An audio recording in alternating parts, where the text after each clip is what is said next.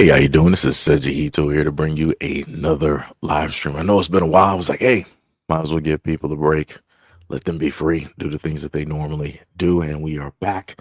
And it is currently what 3:48 on a Good Friday at this moment in time on the March 28th. Much love, respect, and appreciation. And as stated, by way of the title and the image that you are clearly able to see, we are dealing with the fact of yet again the church and how it is that supernaturally these individuals can just so happen to go in and get the black community to freely give over money and nothing comes from it. Right. So let's get directly into it.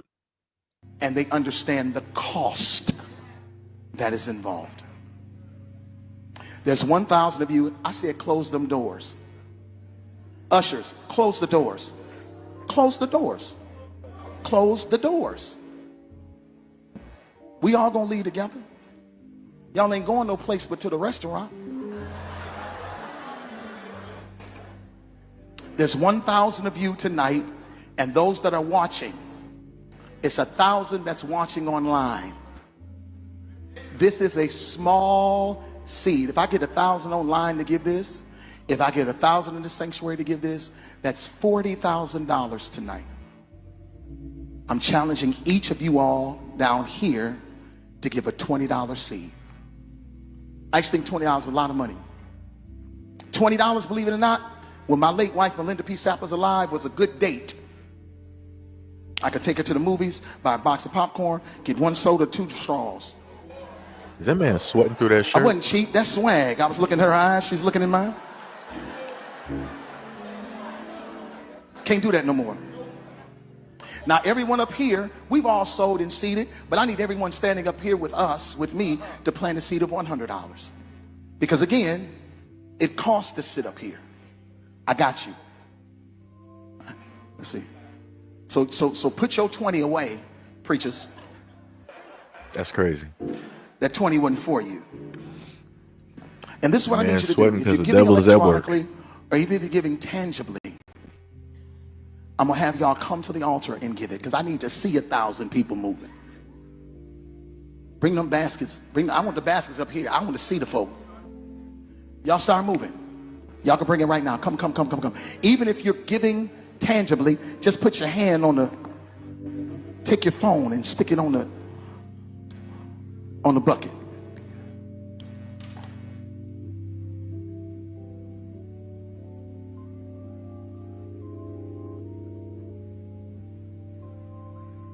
Shh. Giving is worship. Giving is worship. Giving is worship.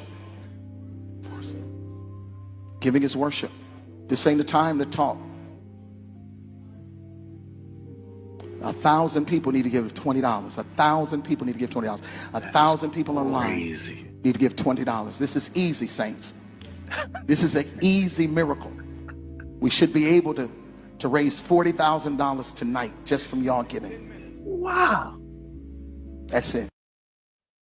That's crazy. I've never, you know what, the realest gangsters directly out there, for all intents and purposes, are the preachers. They the realest gangsters out there because they can rob somebody and just talk to them.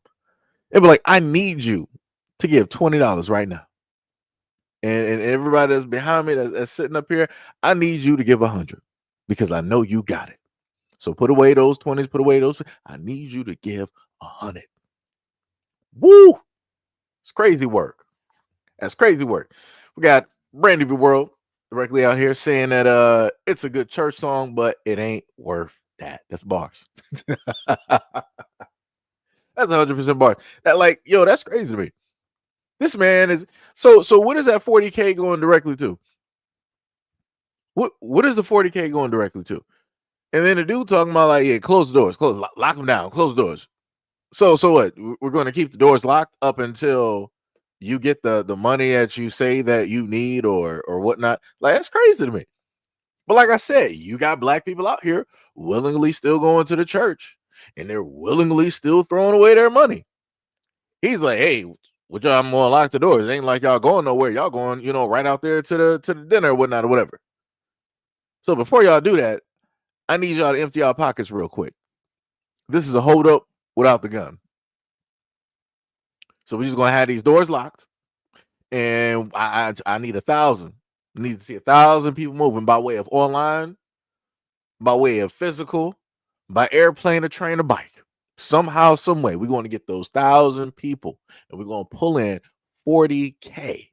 I know we can do it. We're going to pull in that 40K. That's crazy. That is crazy. And this is the main thing that I want to say to a lot of black people out there. Just imagine if the church used this type of power in order to raise money for the community, in order to buy the block, in order to fix the schools, in order to get drugs directly off of the streets, in order to employ people, in order to help those out there within the community who may be down directly on their luck, to get rid of homelessness or, some type of famine directly out there. Just imagine if all of these black churches, with the power that he was able to use right now, just imagine if all of these black churches in the black community did the exact same thing, but it was for black people. Think how the black community would actually look at this moment in time. Think how we would act, think how we would talk. You would actually have a lot more people in the church. You would have a lot more people actually believing in, right? And looking at these pastors in a whole different light. They wouldn't have no problem giving because they can see where the money is actually going. But like I said before, the churches ain't there to help the people. They're there to profit. They're there to make money because they're a business at the end of the day. And they know that the biggest business, the biggest consumers directly out there are black people. And that the way to get to black people is by way of religion. If you got a hold of religion, you got a hold of black people. So what's going to come next? The money. So this is why you got a lot of these pastors and these preachers that got, millions upon millions upon millions of dollars, tens of millions of dollars. They're living a high life. They're going to all these lavish spots doing the things that they want to sit up there and do while you sitting up there broke and destitute. Paycheck to paycheck. Barely keeping the lights on. Barely affording rent. Barely affording your water and your electricity. Barely keeping your cell phone on. Barely keeping on the cable. Barely keeping on the internet. Barely affording your car. Can't even afford to send your kids to a decent college. But yet they can do all of that with no problem. And yet you still got black people being told directly to your face, I need you to give me money. And because it's a church setting, they're like, okay, no problem. Glory be to God. It was God's will.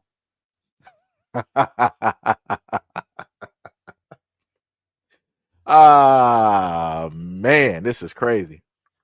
This is crazy. I love it though. Oh, man. Black people are really shout out to those black people. Like I said, as it is written, I guess. It's in God's will. These people are meant to sit up there and profit, even though the Son of Man was not able to profit anything close to what it is that these people are able to pull in. Hey, but so be it. Hey, I guess they're greater. Right? But anyways, let's continue. That is how these pastors just pimp the pulpit. Seriously. You got Marvin Sapp, who's preaching, and he's telling the congregation, everybody in there, that they need to raise $40,000 tonight. Told the ushers to close the door. Ain't nobody going nowhere. He said, all y'all gonna do is go to the restaurant. But we need y'all to come out y'all pockets again. They already collected once. We need y'all to come out y'all pocket again. We need to raise up $40,000. I Oh, don't know so why they keep playing. This has nothing to do with they God. donated It has twice? nothing to do with Jesus. I'm so sick of these punk pastors just Brother. doing some of the stupidest. It's crazy. And then you wonder why people don't go to church. Bars. That reason right there, that has nothing to do with Jesus. Bars. That's simply greed. What is wrong with y'all? Mm. Oh my God, out of all of that we going through, right now in the United States of America, you got the nerve to sit up there and ask people who work hard for their money to come out more money because you need to raise $40,000 for whatever. Crazy. These people can barely pay their light bill. And here you go. See, this is what I'm talking about. Y'all play too much. This has nothing to do with God. It's just, I mean, it's just really pimping people. You know what I'm saying? That's horrible. I can't believe, then too again, I can't believe he did that. I can't, because you got people in the congregation that are just going to believe this man because he sang some songs and he shout and he can make his voice go up and down, and they will believe this man and they will go into their pockets and give, and they can't even afford it. You know what? I'm done. Yep. Everything she said was it was not a note that she missed. There was not a note that woman missed. If you ever want to see black people get robbed, go to church. Everybody want to talk about crime stats, and if you want to see the real robbers with no mask, no type of black makeup looking like Batman, you want to see somebody that's not in a hoodie or a Nike Tech, whatever it is. You want to see some real robbers, professionals? Go directly to the church. They can legally do it. And black people will open up their wallets. They will use their checkbooks if anybody is, doing that anymore. Or they'll just use the QR code and they will just donate whatever money that they have. Legally robbing people. Crazy work. Nobody wants to talk about that though, right? Because within the black community, people always want to talk about crime. One of the biggest crimes is the church. How it is that they steal and enable a lot of things to take place within a community. And it just is what it is.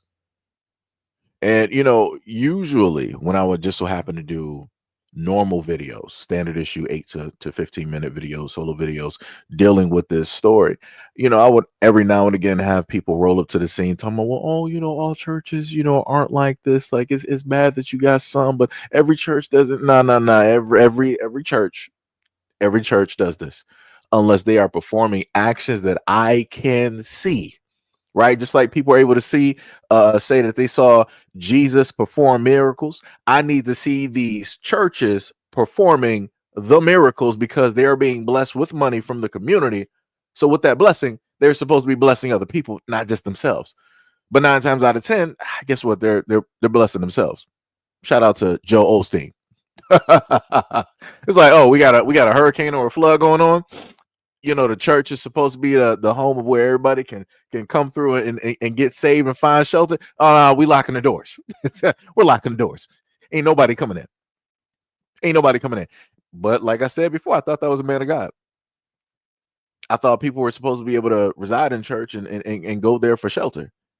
At any moment in time that somebody needs help, the Lord is supposed to be there. The house of worship is supposed to be open to those people, no matter where you come from, no matter how much money. You could be directly off the streets, or you could come from $1 million mansion. No matter where you're coming from, you could be coming from the worst sense possible. You're supposed to be able to come directly into that church and give yourself to God. Be able to worship, be able to ask for forgiveness, be able to get your sins washed away. Only thing I see washing is money. That's it. That is it. That's some crazy work. That is some diabolical work. And then also to go into the other aspect of which I've touched on before, no diddy, is that a lot of these pastors, like the male pastors or whatnot, they happen to be, sleeping with people in the congregation, which you ain't supposed to be doing, or they're sleeping with other people's wives or daughters, which you're not supposed to be doing, committing sin within the house of the Lord, the house of God. But yet, what do church people normally do about that? Nothing. What do they normally say about that? Nothing. So I'm like, I guess it's just a house of sinners. I guess that's what it is. I guess every single one of these houses of worship, it's nothing but sin. So I'm like, really, that's the devil's house, just to be honest, Because if you're not supposed to be following what it is that you're supposed to be teaching, you're obviously doing the opposite, which is leading people to hell, right? Worshiping sin instead of worshiping God, the Lord, the word, right? But like I said before, hey, it is what it is. This is, what a lot of black people like to, sit up there and do. Because last time I checked, I never heard of, Jesus having a gold plate and telling people like, yo, dish out, whatever, copper, brass, whatnot that you got, because God needs this. Because I've always asked the question, I'm like, what would God need with money when He's created everything in the universe? I'm a little bit confused. Like everybody, like, hey, this money is for the Lord. It's not for you. It's for the Lord. When has God ever needed money? That was one of the greatest lies I've ever had a church sit up there and try to tell me. Like, yo, this money is for God. What? He created everything. Why would God ain't broke? What's happening? But like I said, people believe anything and not question nothing. Shout out to religion. That is the greatest tool used to control the masses that I've ever seen next to fear. Beautiful. But once you put religion and fear together, sky's the limit. You can do anything. You can do anything. Crazy work. This man Ty was like, I'm gonna need you to do a Sunday stream. That's crazy. That is crazy. Well, but like I said, it is what it is. Now we're going to go to a real true American and his family, right? If you don't know who I'm talking about, we're going to go with Hulk Hogan, right? And we're going to go with his wife, and she is not looking too great at this moment in time. I don't know what happened. I'm not sure if it was the makeup or all of the years of just whatever. But let's listen to what she got to say. And know that all these horrible things are going on behind the scenes. Yet he marches on. He marches on. Oh, I'm promoting my own beer, real American beer. Look at me. He's such a hero, right? Not. Okay, I'm going to give him my thumbs down. I've given him more opportunities to come back and make us a family and try to. I'm sorry, it's so sad. And it's been 20 years and I'm still this sad. Somebody please explain that. I don't know. It just doesn't get better. I do love living alone. I don't ever want to be married again after him. Trust me. But I love my animals. And my lawyers were in cahoots with his lawyers. They had everything set up where they were cashing in on me. Half of my settlement went to lawyers and back into the lawyer pot. And I ended up with hardly anything. I worked for 25 years for free, basically. And then the settlement that Terry got for another friend's wife behind my back, he got $30 million for that. Yeah. How does that make you feel, right? It's really just not about the money, though. It's that I've given him the opportunity to try to make things right with my daughter and try to make things right with my son and help him. But yet he's just like, here's a little bone, here's a little chip, here's a little something for you. He treats everybody like they're his ex-wife. Here's a little cookie for you, here's a little cookie for you. Like, mean nothing to him. I meant nothing to him, even though I earned a $20 million empire with him by I don't know what we got divorced, 2007, whatever, 2007. We had like a dollar empire. What? And when I met him, he was in a piece of car, living in Minnesota with a roommate. He had no money. Okay, yeah, the Rocky movie. Who knew where that would go? Who knew where that would go? Who knew? But yeah, we hooked before that, and then all of a sudden, it just ignited, right? So it wasn't after that, it was before that. But so I think her name is like Linda Hogan or whatever it is. For whatever reason, she decided to go on social media and go on a rant of talking about money, even though she wanted to say that it's not really about the money. Ma'am, it is about the money. And then on top of that, you are the one that wanted the divorce, right? So usually the one that wants the divorce is the one that's going to have to pay for it. What did you think was going to happen if he asked for the divorce? Then guess what? He was going to have to sit up there and pay for it. You wanted the divorce. You said that he was doing this and doing that and all these other types of things. Where did you think that the money was going to go? Do you not think that the lawyers are going to look out for the best interest of themselves and their firm? They're going to do just that. You are just just a small little piece. It's like, all right, we're basically in here. We got our hands directly on the money. We're going to see what fees and everything that we can throw directly on top of this so that we can get the most out of it. And then you'll probably get, 20%. Yeah. Yeah. So I'm like, that's a lawyer problem. You probably should have got better lawyers that would have, treated this a lot more evenly. And then you said that both lawyers or both parties of lawyers were in a sense in on it. Then you should have a third lawsuit and try to get whatever work or whatever information that you need in order to prove that, since you're saying with 100% certainty with your chest that this is what took place and that you were basically robbed. It's crazy. It's crazy. This is why you happen to see that a lot of guys who have money ain't really paying for a divorce. But now we'll sit up to say if everybody has a prenup, then divorce is, it's not going to be any effort. You don't have to worry about trying to get robbed or lawyers' fees or what. It's going to be very equal because, like, hey, you got a prenup, the other person got a prenup. The lawyers just got to look like, okay, well, this, that, the third, move a few pieces around, bam, that's it. This is what it looks like when you don't get a prenup. This is what it looks like when you don't have certain protections directly in order. But even though she probably knew about prenups and all these things, she probably opted not to sit up there and do that. And then on top of that, as she stated before, she pretty much worked for free during the time that Hulk Hogan was Hulk Hogan, before all of the madness of now, right? Him being ultra Republican, ultra MAGA, and all this other type of stuff.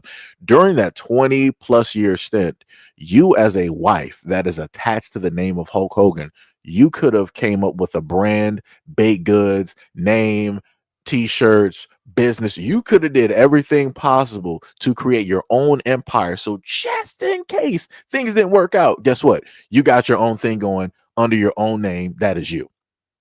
You opted not to do that. You wanted to ride the wave of Hulk Hogan up until you and this is the other thing that I've tried to tell a lot of other women out there that are dating guys with like money or celebrity fame, all this other type of stuff. I'm like, it's crazy to see women go online and start crying and complaining when I'm like, yo, you already knew who the dude was. You already knew that the ship was not going to last that long, that the boat already has some holes directly on it, and he's going to be able to sail while you're left there in the ocean stranded trying to throw water back out, but water's coming back in because of the holes, right?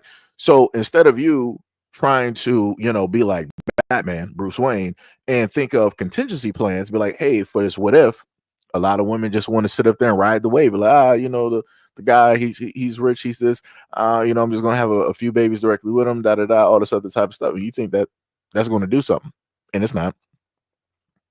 You're just going to be left stranded, and people are going to be looking at you like you're stupid, because realistically you are. Just having a baby with somebody is not a meal ticket. 2 babies is not a meal ticket. We're moving away from the point in time where people are feeling sorry for people making these types of choices directly in life, and everything that she did was a direct choice. Everything that she did was a direct choice.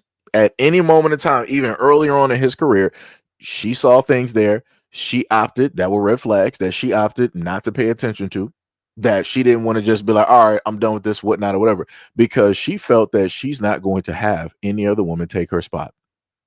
So because she didn't want any other woman taking that spot, she decided to stay there and deal with it, and then also give him kids. Sounds like a skill issue. That's what that sounds like. It sounds 100% like a skill issue. Like I said, it's crazy to see women like this get directly online and try to cry, try to complain, what was me, and all this other. That's crazy to me. Skill issue. Pick better guys.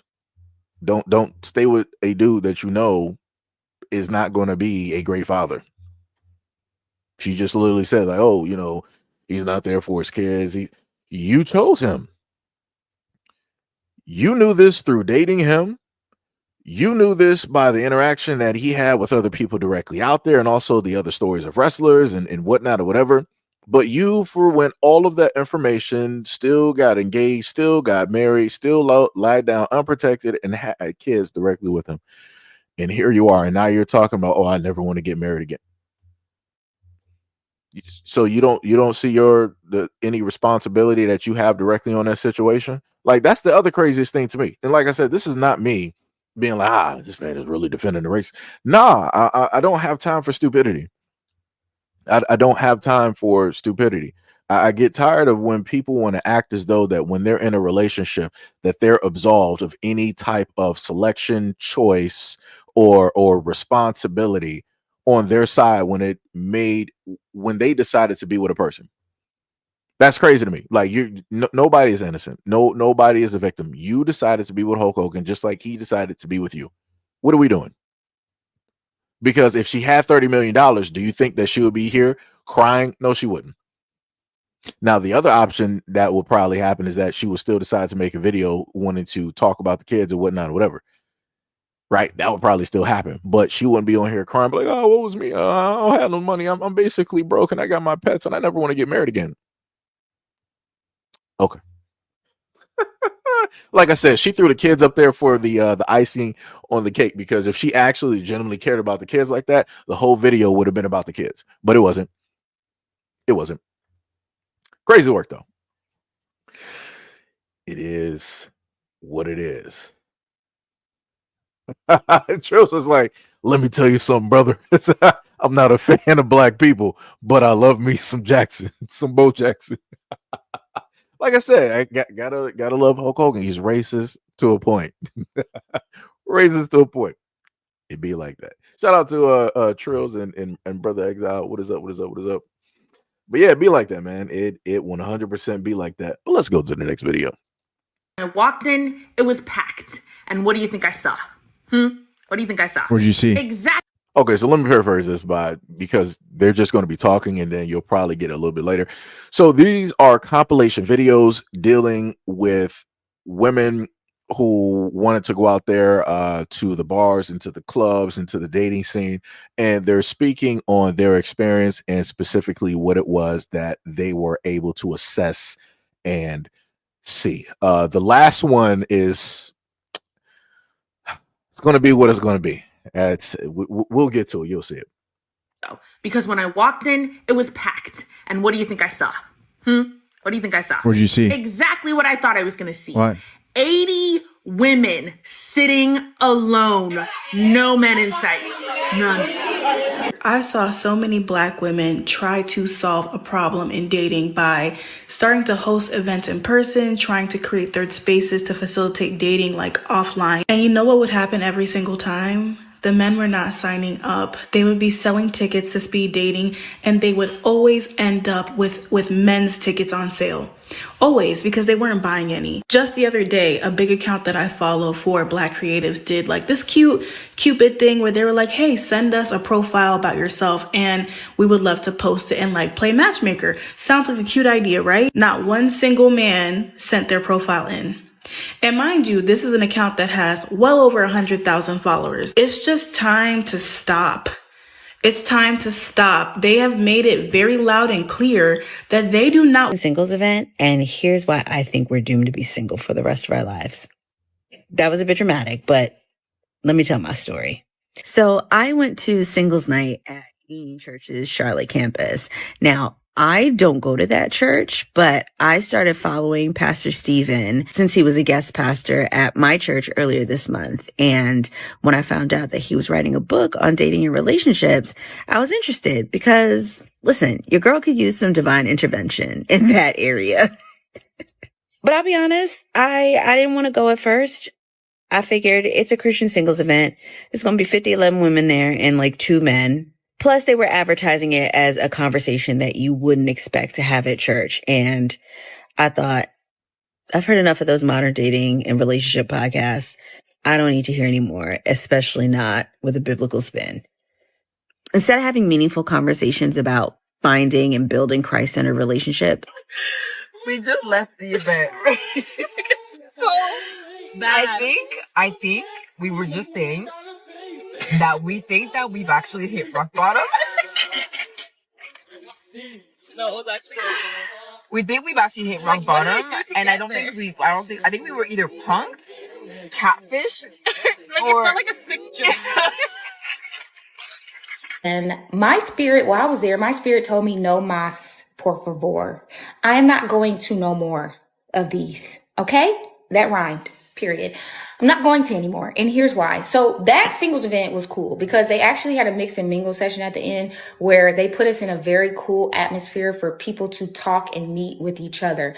Although there was like 3 men there and 300 women, I loved the fact that they did that. I thought that was really cool. But my thing is, you go to one single event, you go to them all. They got the same message, and I'm going to tell y'all what they be saying so that you can know ahead of time. If you feel like you're called to go, go. If you feel like the Lord is telling you to go, go. If you've never been, go. If you want to mix and mingle with other single people, go.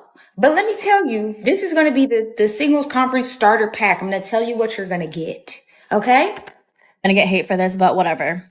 I approached a black man this week at like a dating event, and he was not interested in me. And that by itself is like not a great story, right? I tried to shoot my shot. He was not interested. I moved on. But immediately after I walked away from this man, he went up to a group of 5 white women and he introduced himself to all of them. And then I kind of observed out of like the corner of my eye for the rest of the evening, this man was only going up and talking to different white women. Later that night, another very attractive black man came in, the exact same thing, only talked to the white women that were in the room. There were maybe 6 or 7 black women throughout. And I could tell, I would look over at the black women occasionally. They would be looking, we would all be observing the same thing. We're all thinking the same thing, right? And as someone who has reviewed a bunch of different like dating events, I have seen this play out so many times where you walk into a room, the black women are looking for other black men and the black men are not looking for black women. Unless the host of the event is like a black person or a person of color. And as much as I say that I am going to start dating outside my race, my mind... Like I told you the last video. Now I will sit up there and say this. Dealing with the other several videos that were directly up there with the women. When you decide to go on social media, like when the overarching thing that men are seeing on social media, where women are basically stating that, dating and marriage, that's basically oppression, it's slavery. The only thing that men want to do is try to, control us, and we don't need men. We're completely independent. We're making our own money. I provide for myself and all this. When men are hearing a lot of these messages, and then you also have women stating that they don't get dressed up every day for men, they get dressed up for themselves. Men are like, okay, so that means that when you go out and about, like to the clubs and parties, you're not dressing for the eyes of men. You're dressing for yourselves and your girls. No problem. No reason for me to be there.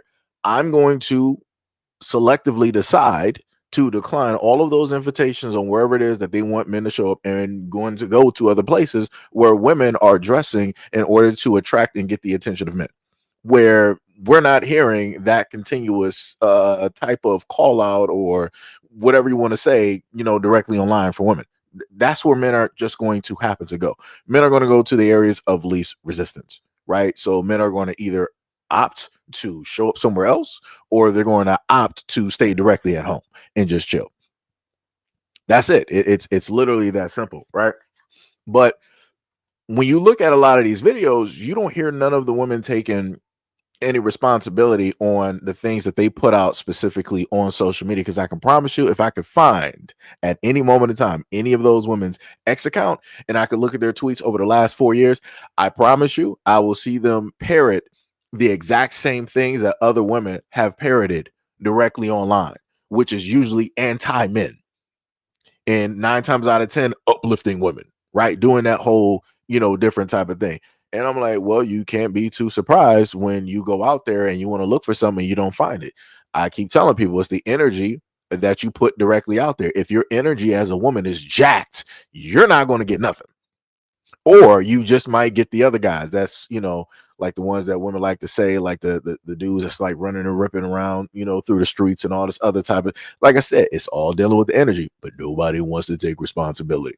They want to be like, the men are the problem. The men are the problem. They're the reason. Like, I'm perfect, right? A lot of women be like, I'm perfect. I can do this. I can do that. All this other type of stuff. But it's like, if you were actually perfect, then there would be, millions upon millions, if not billions of dudes trying to really get you. But there's not. So obviously somebody's lying here. And I'm going to go with what it is that you're able to attract versus what it is that you're saying. Because like I said, I go with the actions. So dealing with the last woman directly there goes right back to the thing that a lot of people always want to talk about primarily, because the poster child for interracial dating out of the whole planet for whatever reason is always black men, which is quite weird to me, because I'm like, white dudes been dating every single ethnicity directly out here, but nobody says nothing. White women don't even really say nothing. But for whatever reason, black men have to be the villain for this, and this is pretty much where we are. And for me, that's a little bit weird. As I stated before, if that guy was clearly not interested, it is what it is. Just listening to the woman there and hearing her speak, I automatically thought, I'm like, oh, you date white guys. Like I said before, like how a lot of women can happen to say that about black guys. Like, if I look at this dude, I can tell that he dates only white women. He's only. I sat up there and heard her, and I listened. And I'm like, you date white guys. And then lo and behold, what did she sit up there and say? She was like, I sat up there and said, I'm going to change my dating preferences and be more open. No. Like I told people before, don't use this whole thing as an excuse as why it is that you want to date white. Just go out there and do it. Like I get tired of people sitting up there doing it. It's like nobody wants to be honest. Somebody has to be the fall guy for somebody else's actions. It makes no sense. And I said it directly on both sides. If you're a black dude and you specifically want to date white women, don't be ashamed of it. Go out there and go sit up there and do it. Don't make up no excuses. Don't sit up there and do it. Because like I said, it's looking disingenuous. And the same thing I said up there said when they deal with black women. If you want to be a black woman out here and you're educated, all this other type of shit, rah, yada, yada, you want to go out there and date white guys, go out there and date white guys. Don't sit up there and be like, I went to this dating scene and, I shot my shot and it didn't work out. But that same guy decided that he wanted to sit up there and talk to white women. Okay. This happens to a lot of people, even when it doesn't specifically deal with color. She could have shot her shot and then he decided to speak to a black woman that looks nothing like her. So now what are we doing? Are we going to take responsibility on maybe that you should have did better on how it is that you shot your shot? Because again, she didn't give an example on how it is that she shot her shot, because I want to be very clear. A lot of women don't know how to actually talk to guys, because women never had to sit up there and do that. Women are not built to be like, all right, I'm about to, go out here, see somebody I'm about to go sit up there and shoot. The only time that women shoot their shots is when it deals with a bi or a lesbian relationship. That's the only time that women actually shoot their shots and put themselves out there on the field and to see what happened. When it deals with guys, this is not something on average that women sit up there and do. Trust them, it's not something that women sit up there and do. So again, if she would have gave an example on how it is that she conducted, quote unquote, shooting her shot like men have done, and we've been able to critique other men, but like, yo, the way that you were even dressed, like I said, there's a whole thing when it deals with guys on how we assemble and look at certain things and critique certain things from like a 1 to a 10, right? To give an overall score and a grade. We can't sit up there and do that. She's just like, well, I'm a woman, I'm black, and I went out there and I shot my shot to a black guy, and he just wasn't accepting of it. You're not taking no accountability for nothing. You're like, well, I just lost out to white women because obviously that's really what he was attracted to. That's some crazy work. That is some crazy work. And then you said that another guy was like that. Again, what state were y'all in? What colleges did all of you guys just so happen to go to? Because usually if I happen to see people that are just for one specific group and they're black, usually people went to schools that are primarily white. So again, I can't be too shocked. I can't be too, surprised directly at that. And like I said, I told a lot of parents that, like, yo, if you want your kids to specifically find their own people attractive, you may want to put them around their own people, where there's various types, right? HBCUs got all of that and all that and whatnot or whatever, right? You got those different things there. When you're specifically sending them to white schools or colleges, guess what?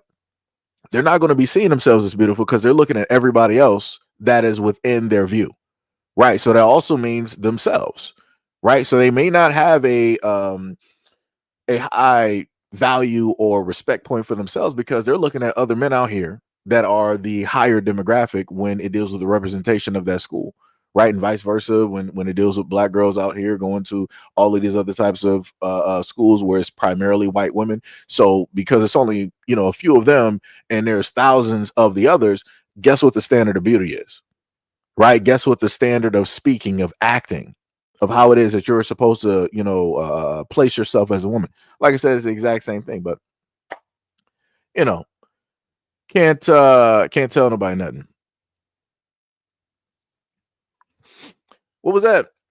Monica said, Ninja male, you lying. Not one single black young lady saying anything. You're barking.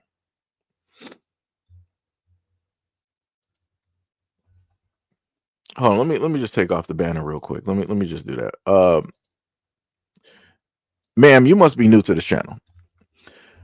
For the most part that I've covered this relationship type issue dealing within the black community of both black men, women, the young black women, the young black men, and then also the teenagers, you're trying to sit up there and tell me with your chest out in my comment section that I'm lying on what it is that I'm talking about when I have at least proven by way of actions of all of the age ranges directly out there and how it is that they speak about each other directly online or face to face. Are you kidding me? Like what rock do you live directly up under? That's what I want to know. Like where on social media do you in a sense reside? Because I keep trying to tell people, if you specifically want to find the things that you want to look for, they're out there. It's just the fact that nobody actually wants to do the hard work and searching, and they don't want to dig for the information. But they want to pull up to the scene like this and be like, "Oh no, you lying. You don't got no proof. You don't know what you sitting up there talking about. You don't know what you're talking about." Like I said, I've been covering stuff like this for years. Where you been at? Where? Oh, that's right. You were probably just ignoring it. You were probably just oblivious to it. You were probably just scrolling directly past it, not sitting up there caring. But now when you got a black guy up here talking and explaining, now it's complete lies. You got to be kidding me, brother.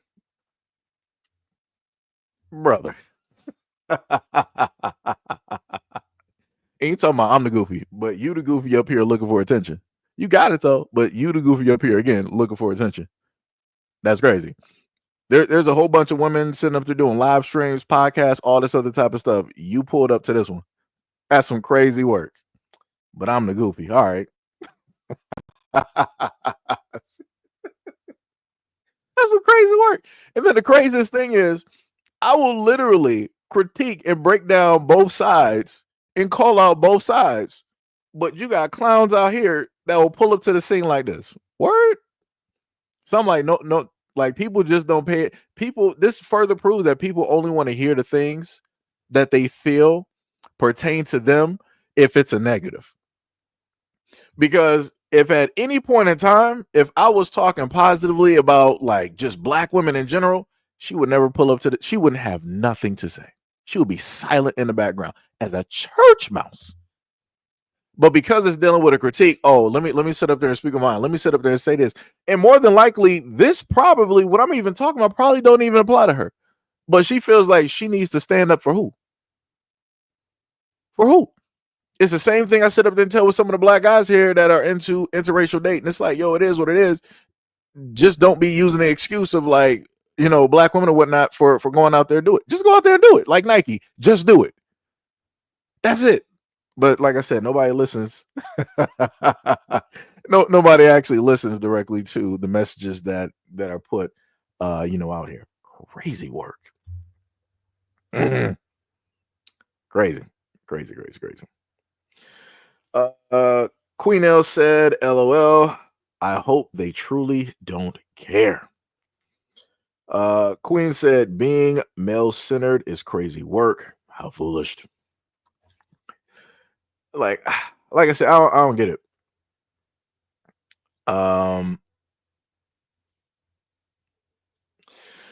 So Max said, okay, these black men are as emotional as their mothers, and black women, your black sons, are as emotional as black women. That's the problem. Wait, Tricky said, are you actually saying that if you send a black kid to a white school, that by proxy they'll end up finding a white people attractive? Or it could be just that they find someone attractive and it has zero to do with what school. Yes, that's what I'm saying. I'm going directly with the first point. If you are black and you are sending your child directly to a white school, 9 times out of 10, they're going to find the white people there. Though the ones that are the main majority, they're going to find them attractive. That is what is going to happen.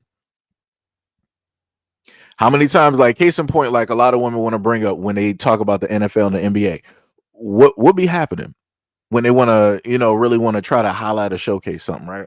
They happen to showcase the black dudes, the black boys out there with who? They're not trying to showcase them with black women. They happen to showcase them at these high schools, right? Well, I mean, high schools, I'm talking about the schools that a lot of money, talking about the colleges, right? They show them at these schools with these white girls. That's what you happen to see. So again, if you're looking at the fact that this is where black people tend to send their best and their brightest, you're looking at the fact that this is the main majority and the representation of what the beauty standard technically is, not just there, but also in America. And then you also go to the extent of what mainstream media is specifically trying to push directly out. There you go. It's a complete circle. Like I said, I'm looking at what is presented. I'm looking at what is directly out there. So yes, that is directly what I'm saying. Like you're trying to make it seem like, oh no, those young black boys, they just found, another human being that they could. Let me make you very clear. In those conversations, you're not going to hear people talk about like, oh, I found another human being.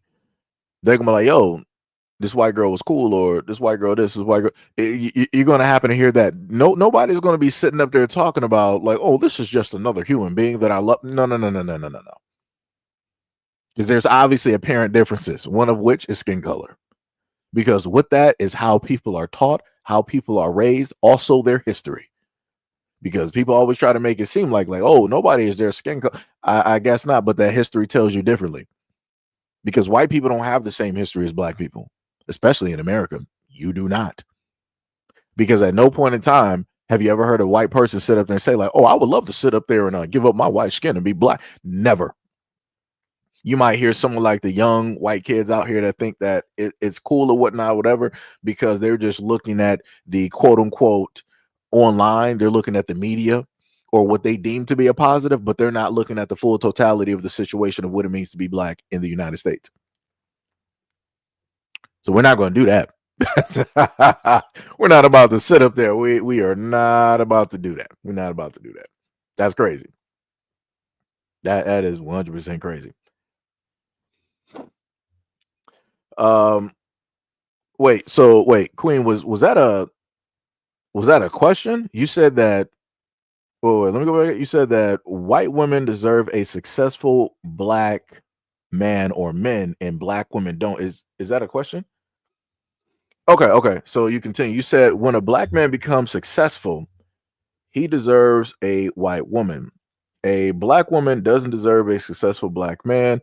She should stick with the Pookies and the Ray Rays, right? That's not what I said. The thing that I basically stated was that if you have women out here and they're complaining about the fact that they're not able to get the man that they want, it has to do with attraction. This is the main thing that I keep trying to, tell people. I'll put it to you like this. I got to go back. Some of y'all been here long enough. Y'all heard these stories before, right? Back when I was younger, let's say like 18, 19, 17, right? Somewhere in that top line of high school, there were girls that I knew that would always complain to me about the types of guys that would want to talk to them. Right. But at the same time, I'm sitting up there listening to them. I'm like, okay, so what types of guys, do you actually, like and want? They were like, yo, I don't want no lame. I don't want no square. I don't want no dude that's, out there just, playing, like video games and doing this and doing that, all this other type of da. right? They want somebody that's spontaneous. They want somebody that's out there and doing this and doing that. So I'm like, okay, so you're getting exactly what it is. So what you put out into the universe, you told the universe this is what you wanted, aka a Pookie and a Ray Ray. You want somebody that's opposite of like a nerd, a geek, a lame, or a standard issue guy. You want opposite of that, which is a Pookie and a Ray Ray, right? Because you want to feel alive, right? You want to be out there like, dangerous. You want to be shown directly off. You want to be talked to and treated this certain type of way and all this other. So like I said, you get what it is that you put out into the universe. If women were specifically out here stating that, yo, I want a standard issue dude. I want a dude that's nice. I want a guy that's considerate, that's going to value me, that's going to respect me, that's going to uplift me, that's never going to call me out of my name, that's going to do that. If women were actually putting that into the universe and they 100% meant it, you would have a lot of women that would actually get that. But from what I'm able to literally see, from both experience, having conversations, looking in the world, and also social media, a lot of women will say one thing, but completely go after another. A lot of women will sit up there and say that they want a nice guy, but realistically, they want a thug. They want somebody that's like Tupac, right? They want somebody that's been shot up, that's about that life, right? Because it has to do with the security, right? Even though a lot of women would call that toxic masculinity, right? A lot of women want that because when they look at a nice guy, they don't get that. They're like, okay, well, if I'm not really afraid of you, then I know that these other guys ain't going to be afraid of you, right? Because a lot of women want a guy that they're going to be afraid of, that they know that if I raise my hand, he might sit up there and swing back. So I know if a guy raises his hand, he's going to be sitting up there trying to fight them too. But if I raise my hand to a nice guy, he's just gonna let me steamroll him. He's not gonna fight back. He ain't gonna put me directly in my place. He's not gonna be able to quote unquote handle me.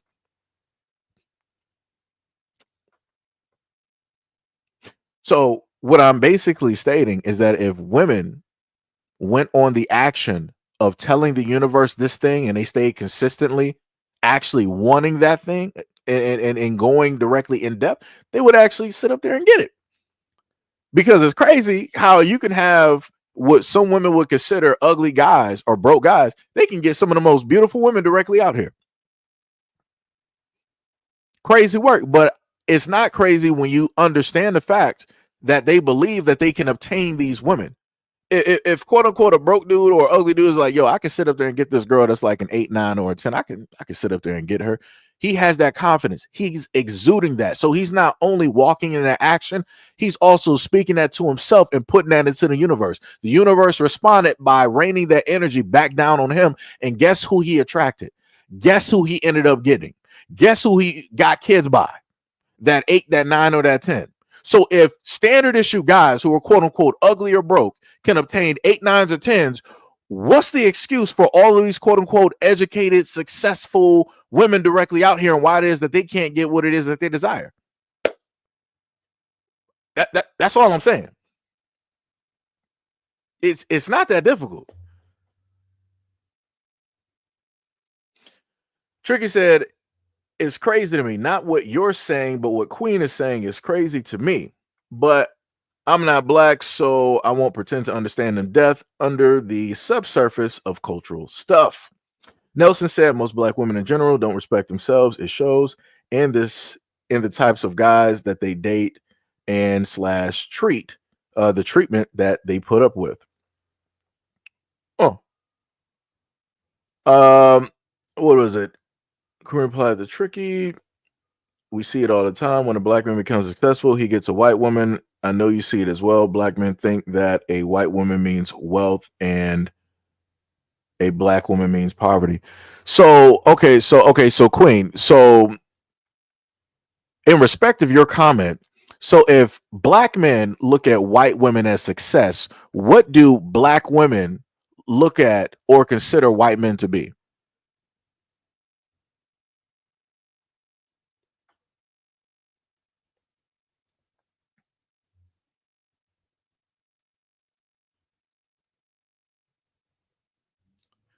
Queen said the person on the live just spoke on it, how the men in the NFL have white women by their. I mean, I'm the person talking, Queen. I'm not This is crazy work out here.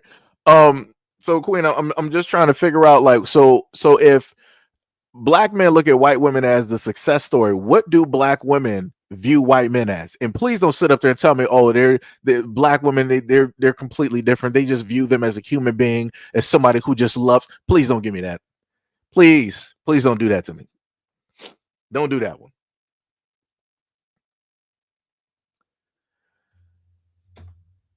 We got Z-Rod. What is up? What is up? What is up? You said we will look at success unless it's actually a man, no matter what their race is. If he's a successful man, he's a successful man. But do a sister feel worthy to be with a successful man? I guess that only black women would be able to actually answer that. I could not give you an answer directly to that one. The funniest thing is I'll sit up because going off of Z's comment, right, on how women will basically just view a man as successful, right? Don't matter the race. If he's successful, he's successful. A lot of men will sit up there and look at a woman on if she is loving, if she is caring, if she values that man, if she respects that man's word and treats him with respect. They just look at that person as love. That's it. Beyond, right, going off of the comment from Z, going off of, beyond all of the things dealing with race, a lot of dudes just simply want a woman that loves, values, and respect. It's literally that simple. It's really three things. All of this other type of stuff that you happen to hear on social media, it's not really all of that. That's just other stuff that people wanted to add on there just for conversation's sake. Realistically, men are very simple. Men do not require a lot. Like realistically, if every dude was able to just live and probably just a standard issue like apartment and just have the stuff that they wanted in there, a lot of dudes would be fine and be like, yo, this is my spot. I'm fine with this. This is okay. The part where it doesn't become okay is when you add a woman directly into the mix and she comes in there, she's like, yo, what is this? It was like, this is you're fine with this? Like, you don't want more, you don't want better? Nah, because this is comfortable. This is okay. Right? But women are like, no, it has to be bigger. It's $100,000 house, $1 million house. It has to be there. I'm like, who's doing all that walking? Who's doing all that cleaning? I'm like, that's what I'm thinking of, as a guy. I'm like, that's a lot of rooms. That's a lot of carpet. That's a lot of space. There's a lot of entry points. Like I said, security issues, everything. But a lot of women don't look at, larger houses and more expensive things in that way. They're just like, I want it. Guys are the ones that's always trying to like scope out like, okay, how could this potentially go wrong? How is this a asset that is going to be undervalued as soon as it leaves directly off the lot? How are we going to be able to protect ourselves from, let's say, fire, water or earthquake? What type of insurance are we going to be able to get directly? Like I said, these are the things that men worry about and think about whenever it is that they decide to buy something, a house or whatever it is. Right, because we understand that we are throwing an investment directly into this, and at a certain point in time, we want that investment to come directly back. Women are like, "No, I'm just throwing money. That Birkin bag, let me just put like 15 to 20 directly on there. I don't care." Like I said, it's crazy. It's crazy work. It is crazy. It's crazy work. It's crazy work. Tricky said, I would have to imagine that they would see it as, I don't know, a door that wasn't normally be opened for them. Z said, man, the success got to be equal opportunity with me. I can't be successful. Then he take from me. I don't care if he's black or white, but man, maybe this is not my question. No. And I agree with that. I have no problem with people wanting somebody that, or using the biblical term that people like, evenly yoked, right? So if you got a woman that's 100K and a dude that's 100K, they're both educated and all that other type of good stuff. If they get together, guess what? That's 200K at the end of the day. At the end of the year, that's 200K that those people are bringing directly into the house. I don't see no problem with that. That's cool. That's cool. Like I said before, I felt like that's some beautiful type stuff. And then from there, y'all can build and grow directly off of that, right? Now, what normally tends to happen by way of social media, the conversations and spilling out into the real world, you have a lot of women that are successful that got money they'll happen to say that, okay, I'm making a certain amount of money, but I need the guy to make 2, 3, 4, 5 times, 10 times more than what I make. I'm like, huh? I'm like, that's a little bit weird. I'm like, but if y'all got the same education, working the same job, and it's a good dude, like all of the qualities that you want is specifically in this dude, you would forego that in order to get somebody who monetarily has more control over everything, over every single facet pretty much in your life. What? You you you still in a sense want to be able to like lean on that person and not use your money. You want to be able to. I'm like, that's a little bit weird to me. Like, that doesn't make any sense. I'm like, so what did you go to school and get this education for if all you wanted to do is have a dude pretty much supplement your whole, lifestyle and all this other type of stuff? I'm like, you could have just been broke and just got pregnant by a few dudes, But like I said, conversations out here be crazy. It'd be 100% crazy. Nielsen said white guy made a YouTube video talking about how black girls love them just because they're white, and the evidence. No. To Nelson's point, right? Let me just highlight that real quick. I have a video. I would have to heavily edit the video, because there was a white dude that was on, I think it was IG, and he was basically showcasing the fact of how easy, and this is just a basic ordinary white dude. He was showing how easy it is for him to get the attention of just an ordinary black girl directly out there. And he was coming out, he was like, yo, he's racist. He was saying some of the most craziest stuff. And I kid you not, he still got that girl's number. I'm like, you have to be kidding me. I'm like, this dude has said some of the most racist stuff.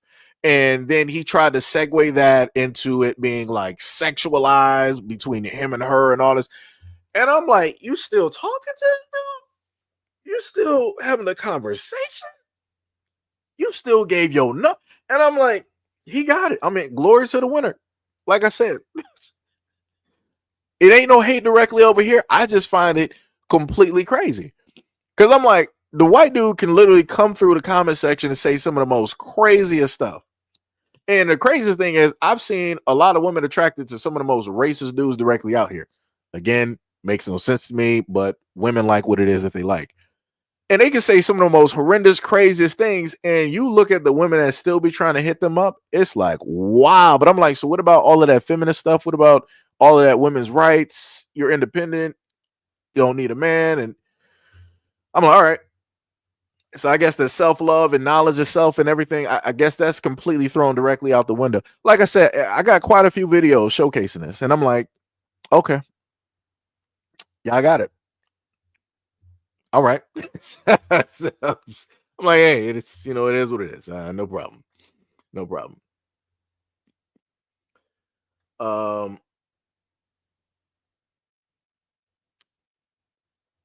Wait, Tippy in here? Yo, what is up, Tippy? Wait, where's Tippy at?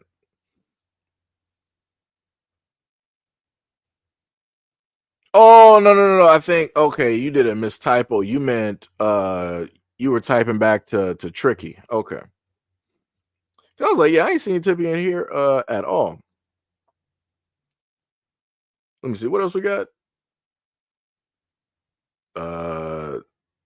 Yeah, Gail said, does successful white men count since the scales are heavily tilted in their favor? Wait, are you talking about by the success? Wait, are you talking back to Z? Gail? Because I'm not sure. Z said, maybe there's another question. Whenever one problem is women are looking for men, a man's supposed to pursue a woman. You're not supposed to go find a man. Number one red flag. I mean, I can agree directly with that, but again, everybody's different. Some women see exactly what it is that they want, and they're going to go directly, after said thing, no matter what it is. The same thing with a lot of guys. If a guy sees what it is that he wants, he's going to go directly after, said thing. And some dudes will be like, yo, I done did this for about like 30, 40 years. I done went out here and like chase. It ain't nothing really work. I'm just going to see that if I'm attractive enough or have the values enough that a woman will want, if, she will let me know. And then we can go from there. And like I said, I don't fault a dude for that. Like, yo, you've been sitting up there doing this and it's just not worked out. But you have the qualifications to, meet or match up with a lot of women out here. But again, because you physically don't meet what it is that a lot of women need or want, stuff happens. And that's another thing that doesn't get talked about in these conversations as well too, is that you have a lot of dudes out here that will date a woman and she can be whatever. Like I said, what was it? My 600-pound life. Those women got kids, they're married and everything like that. So realistically, a lot of women don't have an excuse. You got women out here that are just like, yo, 6, 7, 800, and they're married with kids. Can't nobody tell me nothing. Can't nobody tell me that it is impossible, that it is a struggle. Because the main people that should be struggling ain't struggling. They're living a life that, in a sense, other women want, which is the marriage and the kids, and having that husband that's going to be by them, right? That's going to love them and value them and respect them, right? So, like I said, I don't know what to tell people directly out here. But again, guys will happen to date women no matter what size that they are. Women are not doing that same thing. You're not going to find women out here be like, yo, you're about to go out on a date with this dude that's like 500 pounds.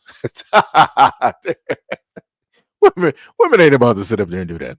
They're not doing that. They're not doing that. You're not going to see women going on a date with a dude that's like that has like the same weight or shape as Dank DeMoss. Women are not about to sit up there and do that. Not going to do that because physically you have to be there for a woman in both ways. Right. So women, like I said, there's a lot of conversations that don't get touched on for other reasons of why it is that women don't select certain men. And that's going to go, more so into the bedroom situation and the area. But like I said, no, people don't want to bring up those conversations. They always want to say that old men just, they're they don't, qualify to be with these certain types of women because they don't match up with the money. No. Let's get to the real grits. Let's get to the breakfast portion. Let's not talking about the lunch. Then let's get to the real thing directly right there. Let's get to the start. And it basically deals with below the belt. But a lot of women don't want to be honest and say that because they feel that, if I, talk in a certain type of way, if I mention this and that and third, then I'm going to be looked at, a certain type of way. I'm like, no matter how you get looked at, you should be honest. That's the main thing. If you know that you are a woman that is willing to forego the education, the money, and all of this other type of stuff because you want somebody that has that, then so be it. Go directly after that. But don't masquerade and make it seem as though that you just can't find any type of guy, even though you have a lot of qualified, educated guys directly out here. A lot of guys that will financially supplement a woman's life. Don't sit up there and say that you can't find a guy. Just say that you can't find a guy that specifically meets the necessary requirements to work directly on your car. Right? Just sit up. Like I said, a lot of women just need to be way more honest, about that. Gail said, not all women. Right? I just say women directly in general. I didn't classify all 100%, of women. Just, just like I said, the same way that I talk about men, the same thing I talk about women, same way I talk about the elders, same way I talk about, the same way I talk about the kids. Z said he may want her as a wife, but that's what he's looking for. If he's down to earth, then that's success because he's down to earth. They work together. But if he's looking for a woman to dominate, it would not work because he becomes the whole and she becomes the problem for him, according to him. And then you said the same goes for women. She wants this wonderful man and she gets him. It was handed to her because she doesn't treat his love with respect. I learned about a couple of women like this. I was angry. Yeah, if you happen to listen to a lot of guys directly out here, they will happen to state in a lot of the relationships that they are in that they might have lost the love or the attractiveness for said woman because of one very simple thing. that the woman does not respect him. And for a lot of guys, because women don't understand what respect is, right? Because women don't go off of a whole thing of respect. Like women's system is, it's not off of like respect or any of that. With guys, that's ranked very high, because with respect comes, value and everything like that. And, of course, love. The moment of time that a woman does not respect a man, she does not love him. And those are just the facts. I'm not debating with nobody directly on that. I don't care what any psychological, I don't care about any of that. If a woman does not respect a man, she does not love him. Those two are within the exact same realm when it deals with women. Women can't understand this because, again, they're not men. Right? Women just solely just values the whole thing of love, or what the theory or the thought or the expectation or whatever story that they were raised on. That's basically like women's whole thing. It's like, oh, he loves me, da da da da da. You never heard a woman sit up and say like, oh, he really respects. No. Never heard women get hyped on social media directly over there. It's always the L word. It's always love, or the other L word, which is lust. Right? Either which one of the two, for whatever reason, it could be interchangeable. The third option that could, in a sense, be a substitute for love, which is finances, right? Which is money. Right? If a dude is doling out all of this money to a woman, he don't have to sit up and say that he loves her. He never has to say it. She'd be like, oh, his actions prove that he loves me because he buys me all of this stuff. So like I said, with women, it doesn't really go off of respect. Right? With guys, it does. Because that means everything. That is highly crucial. Even when it deals with like the business world, it's like, yo, if people highly respect you, you're going to get treated a certain type of way. You're going to get deemed a certain type of way, and things will happen. Just like in the street, respect is a thing. Like I said, no matter what facet that you look at, when it deals with from boys to men, right, directly in their personal life or the real world, respect is directly up there. And that's how it works. Not up for debate. But it'd be like that. He said, women my age refuse to go 50-50. I'm 25 and it's very depressing. Yo, you just gonna have to find somebody. Let me just be real. You're gonna just have to find a woman that matches up with you. That's the best thing I can sit up there and tell you. Women who are in like the 25s, a lot of them roll by social media. Let me just highlight you real quick. I got you. Let me see. So you got a lot of women out here, especially in their 20s. They like to roll by what it is that other women are doing, especially when it deals with social media. They'll listen to their girlfriends. They'll listen to their favorite female rappers. Like what was the girl that I was talking about before? JT, right? She's a part of like City Girls. She was online sitting up there flashing that Little Uzi Vert gave her 10K to just go out there and just spend. And she was like, my guy gave me 10K, but your guy barely want to sit up there and get you 10-piece wings. I'm like, what? How are we doing? I'm like, can nobody do math directly out here? I'm like, y'all are both millionaires. So it's like 10K for you. That's basically y'all giving away like $100. Like that's nothing. You can easily see like 10K by doing a performance at somebody's club or whatnot or whatever, and then make more than that. You can sit up there and probably just make up a record and just upload it, and you're instantly getting like 10 times 100 directly on that. Right? You can easily do that. Versus an everyday basic couple, that's vastly no everyday dude is like, oh yeah, let me just get my girl like, 10K real quick just so she can go out there and recklessly spend. What? That's an investment. You can go invest that into a property or something like that and get returns over 10 to 20 years. There's a variety of things that you can do directly with that 10K. Like I said, rich people don't have to worry about this because they're rich. But like I said before, you have a lot of these girls who are in their 20s. They'll pay attention to these celebrity women and they'll think that this is the life that they're supposed to lead because they're not looking through life from their own lens. They're looking at it from the perspective of other women out here, of which they want to obtain that type of lifestyle. They want to obtain the type of attention specifically from those guys. They want to obtain that type of money.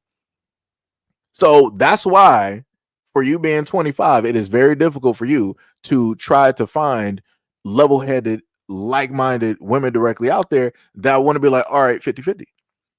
Because the main thing I told people about this whole like conversation is the fact of like, if you have two people in a sense using 50% of their money to put towards like the bills and everything else. That means the other 50% people are able to save. They're able to put that away. They're able to allow that to grow or whatnot or whatever. Right? When you have people out here that are purely just doing 100%, that means that, all right, one person is doing 100, the other person is doing nothing, and whatever money that they got is just going directly out the door or the window. And 9 times out of 10, when it deals with women, that money is going directly out of the window, out of the door. They're not investing that. They're not putting it into gold, silver. They're not putting it into anything that's going to appreciate. It's just like, all right, I just want to buy some fashion, I want to buy some dresses, I want to get hair, makeup, things that are literally going to break and go away, things that are not going to last years. Hair, that hair is not going to last for years. That makeup is not lasting for years. Those nails not lasting for years. The shoes, if they wear them often enough, is not lasting for years. Whatever fashion designer dress that's at a certain point in time is going to get a stain, is going to get a hole, is going to get a tear. It's not going to be worth whatever money, that $500 or $1,000 that she decided it's not going to be worth that. And she's not going to be able to resell it for that. Right? So like I said, the best thing I can sit up there and tell you, being 25, don't focus on the girls directly out here. Focus on yourself. Build up your money. Build up your education. Build yourself up physically as well. Just do that. That is the best thing that you can sit up there and do, because the last thing that you want to do is happen to get into a relationship. Y'all have unprotected relations, end up with a kid. The relationship goes sour. She hates you, loathes you, whatever it is. And now you got to go through like this back and forth. Like I said, use the example of other men directly out here who have gone through those things so that you don't do it, so that you don't have to go through it.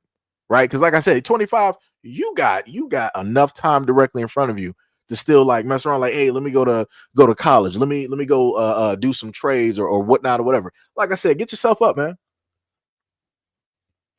That's the best thing I sit up there and tell you. Don't be worrying about none of these girls. Don't feel like you're missing nothing. Build yourself directly up, because I promise you what is going to happen inevitably is that women out there are going to notice. They are going to see you while you are on your way, because that's how life works. When you have a straight direction as a man, it's stuff that you want to do, magically women will start showing up. And you're 25, that's going to sit up there and happen to you. Because what's going to happen is a lot of these girls who are 25 that don't want to do this, that don't want to do that, by the time that you hit 30 and they hit 30, their attitudes are going to be completely different, because now a lot of them girls, they're done sitting up there messing around with like in the streets and going to the clubs. Now they want to happen to get married. Now they want to happen to have kids if they don't already got them. Now they want to happen to have a husband, right? They want to have all of these things when they could have tried to get these things ahead of time, but they opted not to do it because they just wanted to, play around. They wanted to do this. They wanted to do that.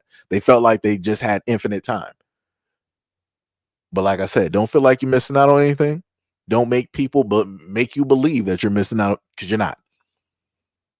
You are not. The best thing that you can do is just worry about yourself, focus in on yourself, and make yourself into the best man that you want to become. It's the best thing. Z said, and this 50-50 mentality is also a failure, and it was not even a relationship. It's something where a man is afraid to just be a man. You're supposed to be a provider regardless. If you cannot step up and look at the fact that you're penny pinching and your wallet just cause this is a random woman, then don't look for a woman right now. You're not ready for a woman. You're not ready to be with a woman. Please don't waste her time just because you want to get smashed on. A lot of women don't want that. They don't want to be laying with no man after lunch. Then you later said, you was like, yeah, I will never date a man that wants to go half. He should have confidence enough to say, maybe I got this, don't worry, and it's not even about money. I'm a little bit confused. I'm a little bit because the best way I can sit up there and put it for the example that Z for all intents and purposes have stated, because men are normally the ones that are doing heavy labor. Right? They're the ones that are putting their bodies for like 40, 50 years. They're doing like construction, road work. They're doing the jobs that women don't want to do. Right? So the moment in time that dude is making all of that money, he's able to bring that in because his main tool, right? His main device is his body, his God-given body, right? That's able to bear the brunt of all of that. If his body breaks down or he fractures his leg, now what? Now what are we doing? Because if we're talking about the whole thing of not going 50-50, if everything is solely dependent on that guy, right? The woman ain't doing nothing, right? She's just out there just being her.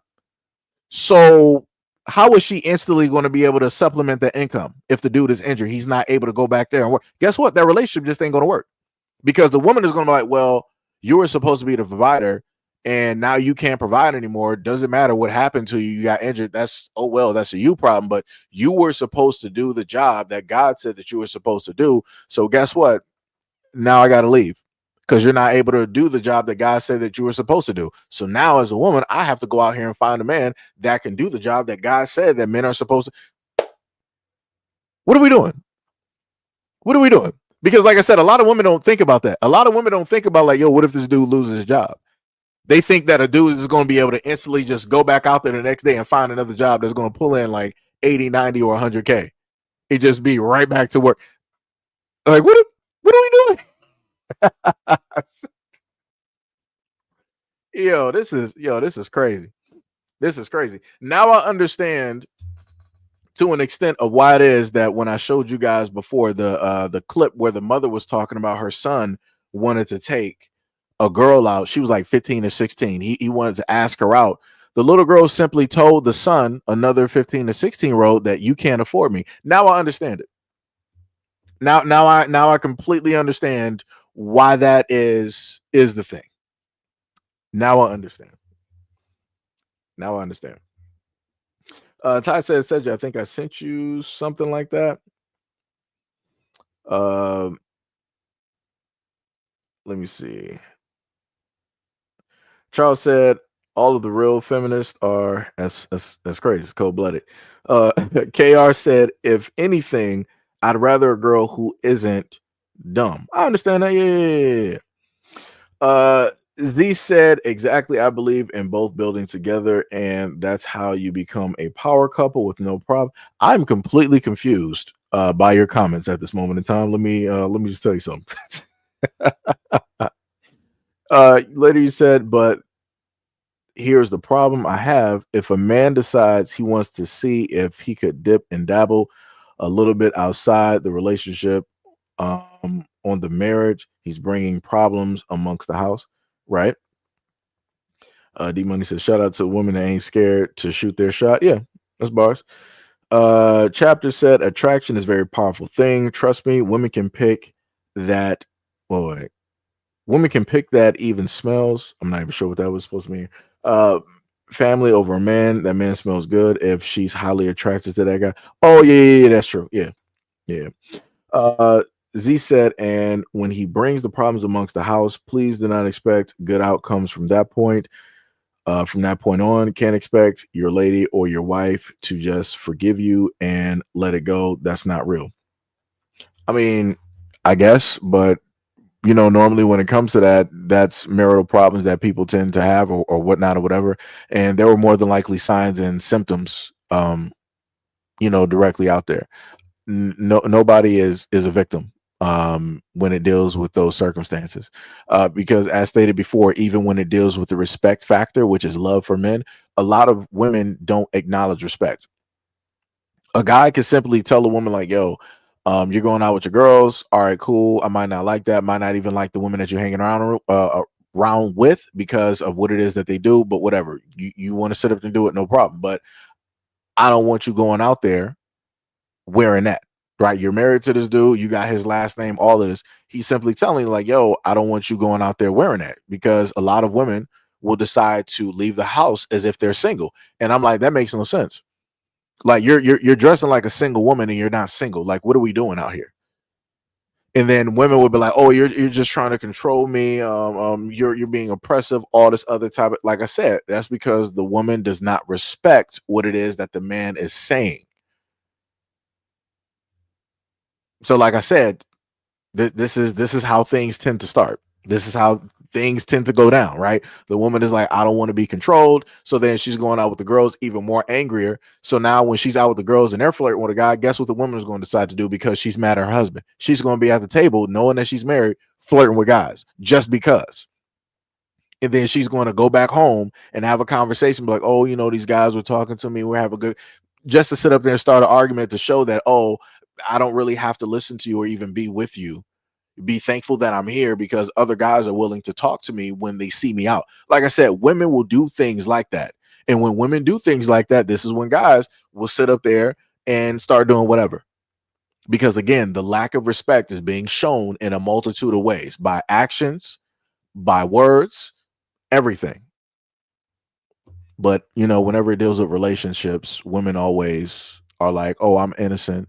I was good at, you know, cleaning the house. I was good at cooking. I was good at taking care of the kids. I was this. Magically, every woman, every single relationship known to men, every woman has always been perfect. It's always been the guys that are the main ones messing up.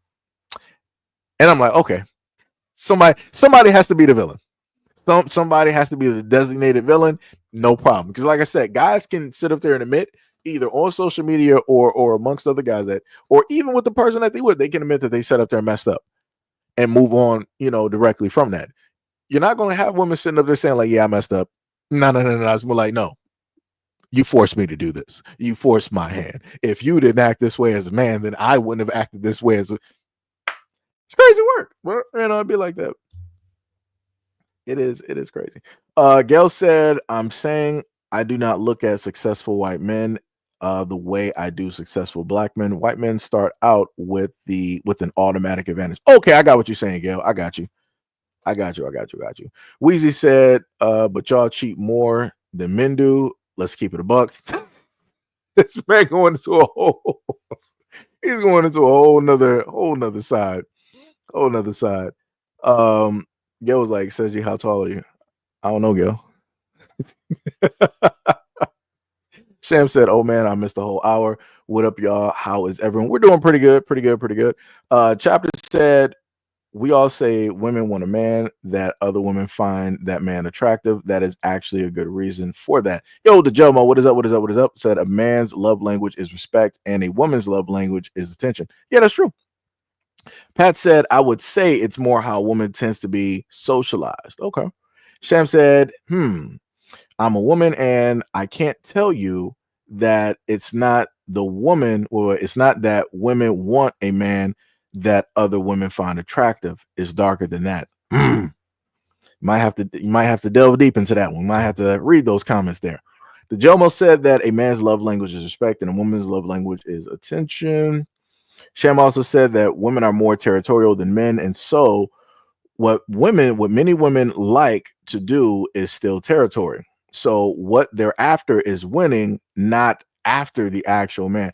Yo, that's bars. Because if I think about high school and the amount of girls that I seen fighting over a guy, even though the woman that was going after the guy knew that he was in a relationship, I was like, And then I happen to see the exact same things when it deals with grown adults.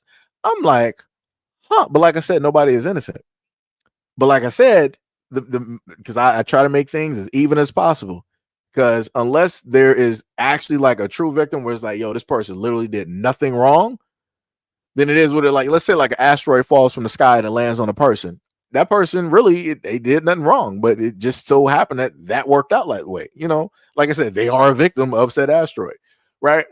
But when it deals with like a lot of these relationships, only one side, you know, always tries to state that no, I'm doing this, you know, specifically for love and all this other type of stuff. Like women don't understand that men actually love hard. Like 9 times out of 10, when you look at women and they're in relationships, women can actually leave a marriage or relationship and be with another guy, be with several guys, and be completely fine and dandy. Guys will just be in that one spot. And they'll sit in that one spot for a very, very long time. The only time that you will literally see women do that is maybe, I will give you Steve Irwin's wife. After he died, that woman was not going out on no dates. She was not trying to get remarried. She was one of the rare few women I've ever seen that's like, I'm going to just sit here that person was the love of my life. He gave me everything, and nobody else can replace that or do better. A lot of men will happen to do that when it deals with relationships, when it deals with marriages. It takes a lot for guys to sit up there and like move directly out of that spot. Guys ain't really so quick. Like you can happen to see dudes like, all right, they might like sleep around here and there and whatnot, or whatever, but that's going through the motions and the emotions and all that other type of stuff. But realistically, they're not looking at that person that they're sleeping with as the next person that's going to be holding them down. Nah. It's like no, not sitting up here doing it. That guy from Texas said, "Peace, everyone. What is up? What is up? What is up?" Chapter said, "Women don't want you to be with them because you were their only option. They want to be picked amongst other preferably attractive women. They're basically competing with other women." Yeah. Sham said, "The thing about me is that I don't like competition and don't feel I should have to compete for love. It feels trashy. So for that reason, women like me won't swarm a man that has women around them." Understandable. Bangani, what is up? What is up? What is up? Z said, "Nowadays, this is the whole opposite." Oh, you talking about to the Jomo. Holmes said, "If you are wait.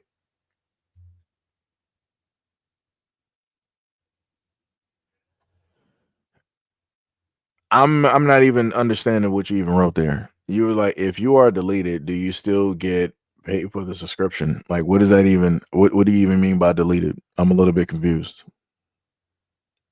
Like, what do you even? Like, what even is that? Like, yo, like what? Like who? What? He said that's a blessing. What? Okay. Sham said, well, women who compete for men are usually very prejudiced and bigoted in their idea of men. The men become a trophy man in the same way that a trophy wife exists. A lot of women don't think that way." Z said, "I've never seen that many men and boys seek for attention, and a woman can't even do and be herself and rest in her femininity. That's irritating. The men who want submission want all the attention." Huh? The men who want submission want all the attention. Are you saying that man wants all of the attention from the woman that he's with or married to? I don't see a problem with that. Because if a guy, because I need women to understand this, if a dude is like, okay, I'm going to basically pick you, I'm going to be with you. I feel that you are qualified enough to basically suit all of the needs of the 5 to 10 other women that I basically date. And he basically picks you and you're in a relationship. And now instead of going through that roster of 5 to 10 different looking women that dress a different type of way, different body types, and do everything differently, he's like, yo, you're basically the all-in-one. If he's sitting up there telling you that, yo, I just want all the attention from you, you should actually respect that. You shouldn't be at the point where it was like, nah, I ain't trying to do that. Then if you don't want to do that, that means that he's going to be trying to get that attention from somewhere else. Like I'm a little bit, I'm a little bit confused. Maybe I might have a misunderstanding here, or maybe some things might not be, coming through. You might be doing, text to speech or something. I'm not sure, but that just, I don't even know what that is. Sham said 25 is plenty of time to enjoy being single and build up your life. And then they come swarm and you can't keep them off you. Bars. Then you got to worry about getting one that is attracted to your wealth and power and is actually about you. That's facts. They say one says Seji is not lying. River said, "Blessings to everybody. Blessings to you as well." They say one said, "They don't think that far ahead as SEIJIHITO. Just like when they say they don't want to take care of a man, but want to be taken care of." Yeah, that's the thing that's completely crazy to me, right? So a woman is like, yo, for the duration of the relationship or the marriage, I want to be taken care of. So that could be, 10, 20, 30, 40, 50 years, right?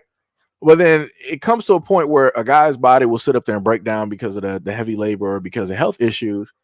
And then women are like, yo, I'm not about to take care of you. Huh? But a dude just literally broke his back sacrificing and gave all of this life to sit up there and fulfill like your needs financially and everything like that. But now when it comes time to do something in return, you're like, no, I'm not doing that. Deuces, I'm getting divorced, and I'm dating somebody that's like, I'm dating a guy that's 25. huh? What's happening? Like that is crazy to me. And you got a lot of women on these podcasts that'll say the same thing. They'll be like, yo, I'm not taking care of no guy. If he gets, old and has health issues, I'm not taking care. I'm like, what? That's the brother. That is crazy. This is the funny part though. A lot of those women that will say that they're not going to take care of a guy when he gets older, they'll make sure to sit up there and take care of a bum though. Let it be like one of the brokest dudes directly out here. They'll let him couch surf from female house to female house, knowing that he ain't faithful, knowing that he ain't doing this, knowing that he can't contribute, knowing that he doesn't they will take care of that bum though 100%. But a dude that was actually beneficial to you in your life, that literally sacrificed and gave you everything, you're going to turn around and be like, I'm not taking care of you. That's crazy work.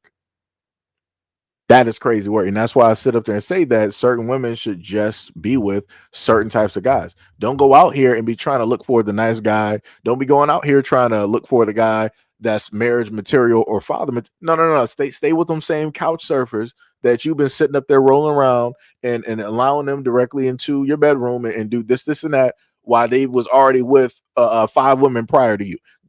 Go out there and be with those dudes. Because like I said, it's some crazy talk directly out here. Ty was like, Seji, it's so late. It's not that I'm late. I'm just going through and reading the comments. So I'm trying to actually get, everybody's comment because I still got videos. Freedom said, and women need to be virgins if you are not getting married. Wait, I guess. I guess that's a preference. It's not realistic at this point. Because that's not the way that the world works, because social media and a lot of other types of forms of media have pretty much jacked up everybody's mind. So yeah, that's not really going to happen like that. But I guess you're throwing a wish up there. Sham said, LOL, if we dating the first few dates, we're splitting the bill. I don't know you like that, and I'm paying for myself. Maybe after a month I can pay or you can pay. It doesn't matter to me. I pay for dates. Like I say, you're one of the like the rare ones directly out there. You're one of the rare ones directly out there. DSA once said, those women that dress like they're single while in a relationship are the ones that be talking about not going half. I mean, that's a point. That is true. Fire said the undateable and the undatables and erectile dysfunction enablers. Wait, erectile dysfunction enablers. Wait, I'm confused on that one. I'm confused on them. Freedom said, what's wrong? Good men don't pick street workers. If men who are broke or etc. can't get married, so be it. You aren't getting that ring. Fire said, my first rice cooker started to malfunction. I replaced her. That's crazy. What else we got? Yuma said, yeah, for the first date, splitting the bills. Z said, I can't stand what most black men get on here and pretend like they're making all the money and black women just laying there waiting for them to give it to them. You guys are the 5% of the P. I guess what the problem, I guess you're trying to say. And then you said that there's way too many there's way too much success for black women, and there's men looking for her to take care of him. This man likes to simp for money and resources, Z said. And then you have the men who are quote unquote a good man, but he has to put the men in place. Somebody have to be responsible. If you're going to be the leaders, you have to stop looking at women. And then you said women need to stop looking for a man, especially a man with good looks. That is so 1980s and played out. Usually good looking men are the ones that got kids all over the place. Then you said the only type of woman that's more territorial than men is the ones that be on TV, but in real life, women are so mannish and desperate for men. She's becoming a pick-me, putting down other women for a man. Then you said, another thing I can't stand is how do you put down another woman for a man that's not thinking about you? Okay, you said a lot. Jesus Christ, the terminology pick me. I would like to say that I found specifically stating that only black women use this terminology. And because black women have heavily used this terminology, now you got white women and other women of other nationalities using the same term towards other women. And I'm like, oh my God. Because I've never heard another group of women sit up there and call somebody a pick me. Never, like, up until I really got on social media like this, I never heard this term before in real life. Never heard this term. Never heard it. But now it's a term that, people are just, all over the, I'm sorry, specifically women all over the place. And I'm like, all right. I'm like, this is getting a tad bit corny and played directly out. And the craziest thing is I've literally seen single women that will call women in relationships or marriages pick me's. And I'm like, aren't y'all trying to get to where she is? I'm like, she's saying that she respects, like, I've literally seen a woman that says that she respects, values the word of her husband, and she loves him and all the things that she basically does for him. And then women in the comment section be like, oh, you're a pick me, you're this, you're that. But I'm like, all of y'all want to get married anyway. So I'm like, what are we even talking about at this moment in time? I'm like, that's the craziest thing, because the funniest thing is, if a lot of the women that called other women pick me's, if they were married in whatever perfect relationship or whatever theory of a perfect guy that they were thinking of, if all of those women had the guys that they wanted, they wouldn't be online talking about other women. They would actually be bigging those women up. They'd be like, oh, I'm so happy, I'm so proud of you that you're married and you found that one and all this other type of stuff. But because they're not in that place, now it's like, all right, you're a pick me. Which is basically trying to talk down directly on that woman because she loves, respects, values a guy in his opinion, in his word. Okay. All right. That's and going back to the other thing that you said before about you wanted to say like, oh, is you acting as if just men are just out here making the money and women are just sitting up here waiting. And when we go out here in life and you happen to look at how it is that women tend to go for guys, again, I'm going to reiterate, a lot of women tend to go for men who are making more than them. So they're not going for guys that they, in a sense, have to invest in or help build up or contribute to. They're looking for a guy that's already established. So 9 times out of 10, if a guy is already established, he's going to 9 times out of 10 bring in more money than her, because if we're going to go by statistics, right, as people like to say, men make more money than women. Even if they're in the same fields, men make X amount of more dollars than women, right? That was the main argument that a lot of women wanted to keep bringing up and stating, right? So if we're going with that whole stat or that theory, we're going to then apply that to a relationship, and then that would mean that that man is going to be bringing in more money, even if they are more the same education, working the exact same field. That guy is still going to be bringing in more money. Women inherently want a guy that is security. They're going to want a guy that's going to be able to just buku bucks, throw money, all this other type of stuff. Just going to put it directly out there like that. Because if we were to sit up there and be honest, when we look at everything, a lot of women are selfish. A lot of women are not about trying to share and give and do this and that. Women are about what it is that they can get. And you're a man, you're able to provide. They're going to sit up and see whatever it is that they can get directly out of them. This is why you got these girls who are 18, 19, 20, 25, and they're specifically targeting men who are in their 30s, 40s, 50s, and 60s. Because they're about the selfishness. They're about going after what it is that they can get from said guy, because they feel that men out here are supposed to give them this, that they are owed this, that this is the expectation that men are supposed to deliver on. Just saying. Kay said, I don't believe that no more. That used to be the case, but then we were in middle school. Girls jumped another girl over a boy that she liked. Freedom said, men built the world, women just lay and disrespect it. Bruh said, oh, you going over the Bible stuff. Z said, now you have 2 or maybe 3 baby mamas who supposed to not like each other until they learn what kind of baby daddy that they have, and they all want to come together and put this dude on child support. And while they all come together to put this dude on child support, now who's the problem? All three of the baby mamas that gotten to know each other, or the dude with the community? I'm going to say that everybody's a problem. Z, let me just highlight that so people know where I'm at in the comments, right? I'm going to say that both parties are the problem. Time and time again, I done sat up there and told dudes like, stop going out here and getting and laying up with random women and getting them pregnant. But again, if you allow these dudes opportunities to be with you unprotected, who are you going to sit up there and blame?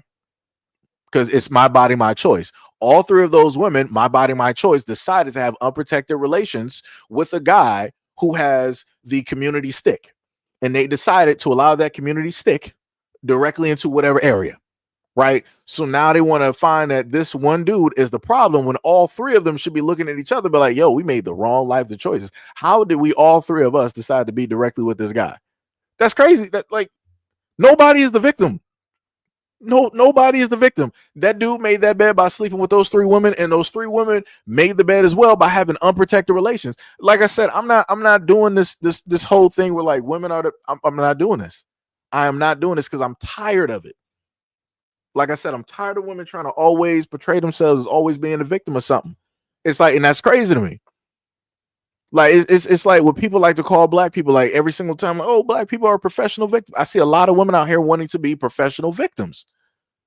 Like I said, take it from a guy that's tried to guide women or girls during the time of high school to like not be with certain guys, and y'all still didn't want to listen. Like, what are we doing here? I'm not about to sit up there and be to blame for that. It's like you made that choice to be with the dude that I told you that you shouldn't be with. If I already told you he already got 2 kids, why would you not think that you're going to be the third one? What are we doing here? What are we doing here? Like that's crazy work. That is 100% crazy work. D Money said, I thought the goal was to get picked. I thought so too. Sham said, LOL, first boyfriend I had, snagged him with my cooking. I was running the grill at the cookout and he liked my ribs. First date we had was the coffee house and we split the bill. Crow said, white men, wait. White men do not, I don't even know what that means. I'm not even sure if this is English. You said, unless they slip through the cracks and make more money. I'm not even sure what that is. Z said, now he wants all the attention, not only from his girlfriend and his wife, he wants attention from everybody else, and she gets no type of attention. That's what I was saying. Huh? You said the only thing you're supposed to do for a man when it comes to taking care of a man and your womanly duties is making sure that he's okay from a long day's work and miss him and show him that you miss him. The main thing that you missed directly out of that whole thing was respect. Like let me put it like this. I can have cats. I can have dogs. If I'm gone for 8 hours, they're going to come up to me and let me know that they miss me. Right? Cats can sit up there and sit up there and do that. Some people got their dogs trained where it's like, yo, as soon as I come home, like, yo, just pull up the slippers for me. People got videos like that where they just train their dogs to sit up there and do that. So what you're in a sense listing is the same thing that animals in a sense do. The main thing that we're missing here is the word respect. Anybody can miss anything at any time if they want to. People can opt to miss something or people can opt not to. But the main thing is respect. And like I said, whenever conversations basically happen when it deals with men and women never bring up respect. They never happen to talk about it because, again, that's not a part of a woman's thought process. That's not how women basically roll, how they perceive, life and how it is for them to walk as a woman. It's not even about respect. It's about love. It's about that attention. Those two are within the same bounds. Just like for men, it's respect and love. You said the problem is that she said, or that's the problem. Said she, wait. That's who they take care of, and that's the problem. The bum and the woman are tired. Are tired of taking care of bum men. Don't need a woman to take care of him except respect him and his manhood, I guess. Happy said the way that you describe the relationship is kind of like intense. I don't know. I feel like you genuinely love someone, you won't have to think so hard about respect and priorities. In a perfect world, that would be correct, but we're living in a broken world, broken society, broken families, and everything like that. So whatever value a person has not felt within themselves, they're not going to give or deliver that to another person. Um, because men work off of respect, we'll also show that respect directly to women, because that's our thing. That's what we tend to do. Um, but when it just so happens to be in the reverse, when it deals with women, it's not again that exact same thing, right? It doesn't tend to go in that exact same area, if that makes any type of sense. But I get what you're saying. In a perfect world, it shouldn't be that difficult. You wouldn't have to think about it. It would just happen.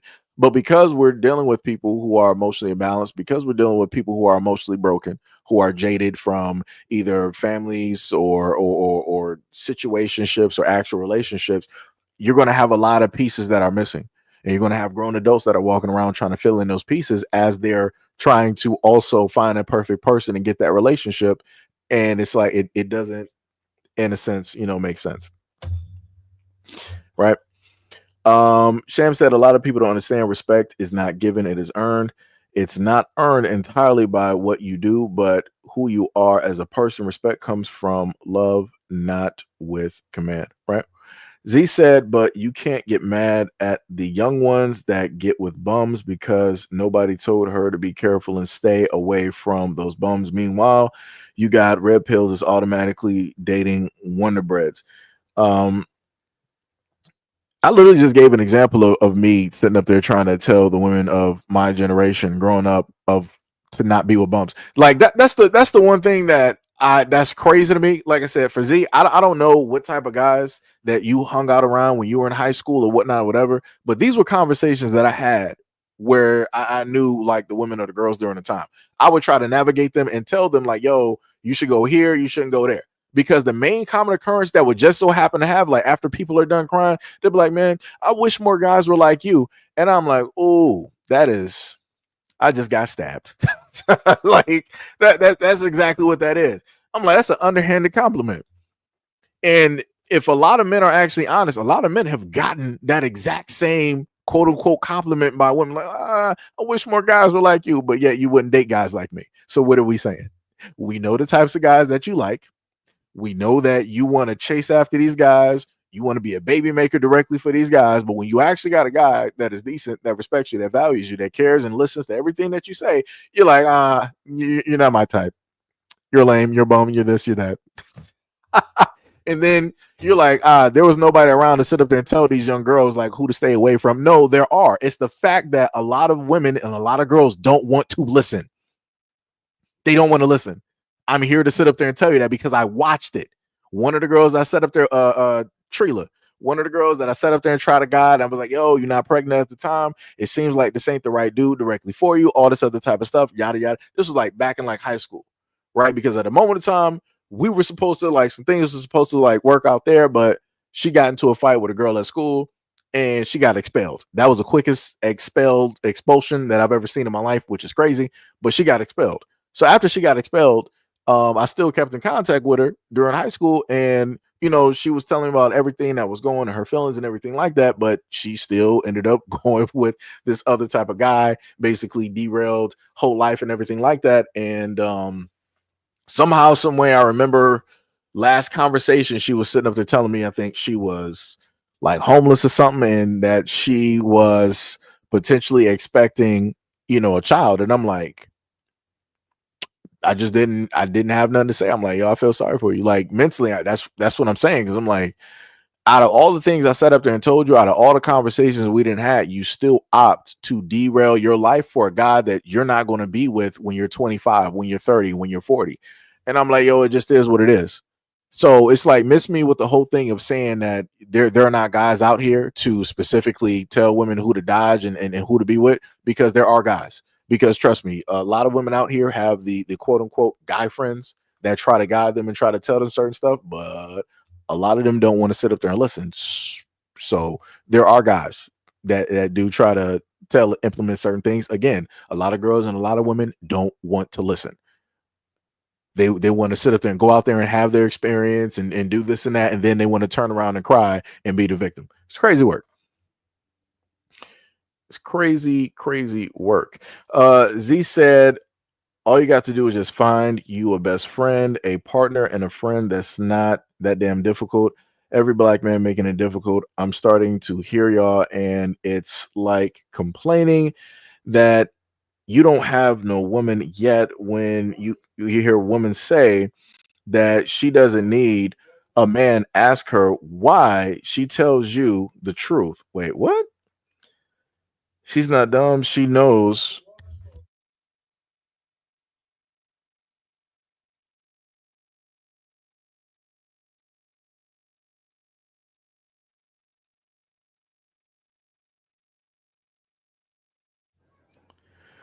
So you said a lot of women who date men, or you said complaining that you don't have no woman yet. When you hear women say she don't need a woman, ask her why. She'll tell you the truth. She's not dumb. She'll know what she experienced. Wait, what? Then you said a lot of women who, wait, what was that? You said a lot of women who date men or married men have children by them. Most of those men were working class men. If she tells you she doesn't need a man based on her experience with one, she needs a break. Okay, let's go with that, right? So if going by your example, if a woman needs a break and yada yada yada, all this other, so stop going out there, stay abstinent, stop going out there on dates, stop going out there talking to guys, stop going out there having kids. Have that one kid that you said it was a bad experience, a bad relationship. Sit there and rest. Take as long as a break that you need to sit up there and take. It makes no sense to sit up there and say that you don't need a man and all this other type of stuff, but you still want to go out there and you want to have unprotected relations with men. That don't make no sense. So then you're just setting yourself up for failure again. You're setting yourself up for heartbreak again. You're setting yourself up to be connected to a guy that you know ain't going to, take care of the kids again. Like I said, ain't nobody victims. Because like I said, we ain't doing this. We're not doing this. Like, it's massively crazy. Happy said, I think we need to take into account that a woman and a man's family, sometimes there's family aspects that influence how a relationship can be. No, that's true. That's 100% true. That's true. Ty says, Seji, when you going to play Returnal, I still got to buy a hard drive directly. And shout out to Ty for getting me Returnal. Much love, respect, and appreciation, brother. Much love, respect, and appreciation. Yeah, I got to get a hard drive because I'm going to need like a terabyte, because what I need to do is just separate the games on Steam and put them all on that hard drive, and everything else is, videos and everything else like that. So that's what I got to do, because trust me, before I did this live stream, I had to try to make space just so I can put the videos up there for y'all. Happy said, if your father is one of a kind man, he tends to have a very high moral and financial expectation of the woman his daughter of the man his daughter will marry. I think that's what you meant, because you wrote woman, but I think that might be like an auto correction that your what's the name tried to do. But no, yeah, I understand that. Sham said that's biological clock is ticking strong, and so those hormones are getting very loud when you're brand new. As you get older, it gets worse. So it's really is about how that girl is raised before the clock starts ticking. True. Happy said, I feel as though sometimes parents, especially some of the old school ones from middle class backgrounds, have a very high expectation, and these days it's hard to come by a really good man or woman. This is the thing, it's not tough. It was a term or wordage or adage or whatever that people like to say, that life is only as hard as you make it. And the main thing that I like to tell people is that if you really want to find something out here in life, you can go out there and find it. You just got to do the digging. You got to get your hands dirty. The fact of the matter is that a lot of people don't want to get their hands dirty, right? They don't want to go through the frustrations. They don't want to go through the anxiety. They don't want to go through the mental gymnastics that it takes in order to get what it is that they truly desire. They feel like it should just walk up and just bump into them, and then, oh my God, that's how a lot of people feel. A lot of people feel that a lot of things should just be handed to them on a silver platter, that they don't got to move nowhere. They could just stay and just be exactly who it is that they are, and things will just happen, when that's not how the world works. Like I said, you got dudes all over the planet that are literally uprooting in order to go find a woman. You don't have women all over the world, but like, okay, I'm about to sit up there and move to India to go find a guy. I'm about to move to the UK. I'm about to move to Africa. I'm about to move to South America. I'm about to move to China. No. Women are going to stay directly where they are. And they'll be like, all right, I need the whole world to come find me and search me out. Like I said, it's only one group that's moving. Men are the ones that will sit up there and literally leave everything and uproot to be with another person. Ty said, let me know. Hopefully I have Wi-Fi by then. Okay, I got you, brother. I got you. Happy said, see, that's the thing. You have to get your hands dirty. That's what I mean. It doesn't need to be easy, but it's a bit sad that, hold on, give me a second.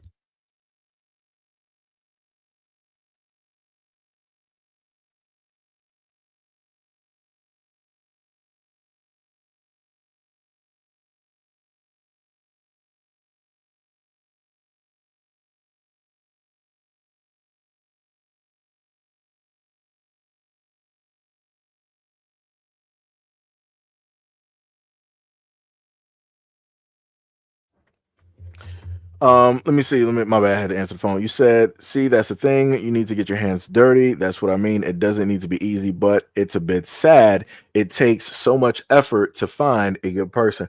I mean, yeah, but that's how life is. In order to find the good or the best things out there, it's going to take a while. It's going to take some time.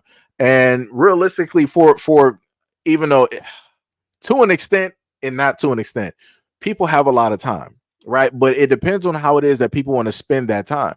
A lot of us, we want to spend our time on meaningless stuff, right? A lot of us, we want to spend time on things that we like to do, right? Which is basically useless because a lot of times we're not making money directly off of the things that we like to do.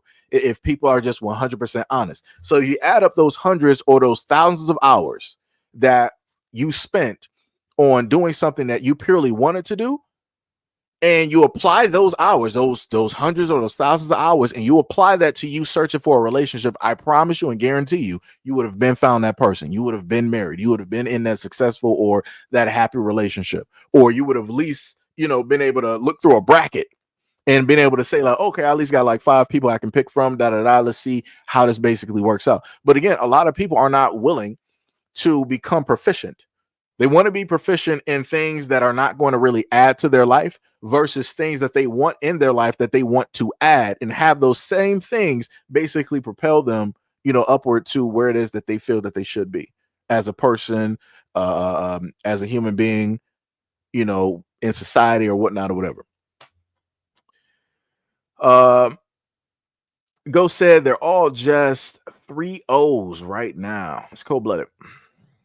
That is cold-blooded. But like I said, that has been quite a conversation that we have had at this moment in time. It is time to actually move on to the next video here. So let's take a look at this. I'm over here winning, baby. Can you use headphones? Do you mind if you use headphones? What do you mean? Because you're being loud. How can you hear me? You have your headphones. I have my headphones, and I still hear you. So you don't want me to talk? I'm still going to be able to talk. No, it's not that. I'm just asking kindly if you could use your headphones. What, do you hear my voice? You still going to hear my voice? And her voice. I'm her. Okay. You don't hear nobody's voice but mine. Okay. I don't know how you hear me. He got his headphones on. You want me to speak lower? I don't know. What's wrong with these people? I don't know. I have no idea. Anyways, like I was saying, this is my 3rd day back working out. My birthday's shooting a couple days. As you guys can see. Right. I don't know what that was about. But as you can see, my stomach is fat as shit. I think he was happy. I'm trying to keep my composure. I don't want you to piss me off though.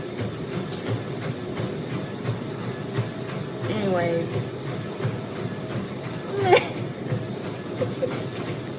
Back to what I was talking about. I forgot. He said he's able to hear y'all too. That's what he was saying. He said he could hear y'all. Right. So let's just go back. Right. So this guy right there was next to Clarissa Shields working out, and he was sitting up there stating that, I can hear you, whatnot, whatever. Can you use your headphones? As if to try to say, I guess, that she was listening to a video that was too loud. But I'm like, bro, all of that stumping, I literally hear his heavy ass feet hitting directly on that little conveyor belt. And I'm hearing the stumping, I'm hearing like the motor, and then he probably has like something, going off in his ears. I'm like, how are you hearing anything? You should be listening to your heartbeat, it's a heartbeat, your heartbeat. You should be listening to your breathing, whatever you're telling yourself internally. You got headphones directly in, which should also cut down on 50+% directly of the noise. And then on top of that, you can feel and hear the vibration of the treadmill directly on you on top of the motor. I'm like, what are you talking about? What are you talking about right now? Like, you just wanted to say something because you just wanted to sit up there and say something. Like, that's crazy to me. Like, I promise you at this moment, like, this dude would not have been saying nothing to a dude. Let it have been a dude that was like a bodybuilder. He wouldn't have said nothing. He would have minded his business. He would have kept running. He probably would have complimented. He was like, yo, man, I see that you worked out. I'm trying to, get into your shape. It's like, yo, keep up that good work. What's your right? He would have did some stuff like that. He wouldn't have been trying to interrupt and sit up there and say, like, yo, can you use your headphone? Where you coming from? And like I said, there's always these people that want to pull up to the scene and that want to do this type of stuff like this. But you would not do this to nearly other men directly out there. And I'm like, you're talking to Clarissa Shields, who is a boxer. That's some crazy work. That is some crazy work. Because like I said, Clarissa Shields kept her composure. If that was like a Javante Davis, he would have got probably real disrespectful. It would have been some words. He probably would have stopped that machine real quick. He was like, yo, my man, who you talking to? It's like, yo, I'm not quiet or nothing now. It's like, now I'm about to get even loud. It would have been a whole nother thing. It would have been a whole nother thing.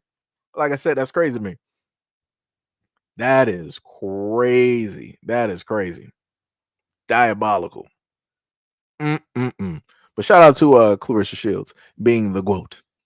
And the other crazy thing is looking underneath the comment section on X and seeing a whole bunch of people wanting to, try to come at her. But again, it's the usual suspects that want to always have something negative to say about her, because when it's these white girls out here that's boxers, they'll never be saying that. They always be trying to praise, pedestalize, and say that they're the closest thing close to God and all this other type of stuff, and they can do no wrong and yada yada yada. But when it comes to Clarissa Shields, magically all of these people want to come out the blue and they want to, start trying to pour on all of their negativity, no matter what championships that she got, no matter what belt she got, no matter if she's represented the United States when it dealt with boxing in the Olympics. It's crazy work. Crazy work. Crazy work. But like I said, that's how real the hatred is. Happy said, I may have an unpopular opinion, but I'm just going to say, he was like, his headphones may suck. I mean, that may be the case, but that's a personal problem. You got to, get some Sennheisers or something.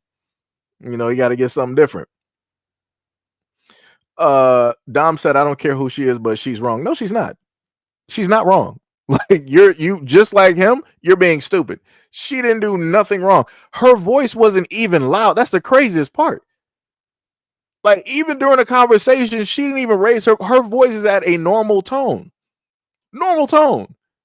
But this dude is talking about, can you use your headphones? What is using the headphones going to do? What is that going to? That's not going to make her voice lower. She's still going to have to talk up. Now she's going to have to talk higher because she can't actually monitor the volume of her voice because the headphones are basically blocking it. It doesn't allow you to hear what the height of your voice is. So that's going to actually make it worse. It's like, do people not think about this stuff?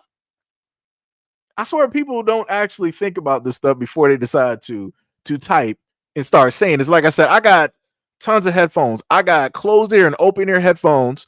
I got bone conducting headphones. And I can tell you for certain, as being a tech person, none of those headphones allow you to know your own voice level. So if I'm talking to somebody, I'm going to talk louder because I feel, because I can't hear myself, that I need to speak up so that I can hear myself and they can hear me, which then in turns make the whole situation louder. What? Like, yo, that's crazy. That is 100% crazy. That is crazy. Will says she doesn't make enough money to have her own personal gym. She might be training for a fight somewhere.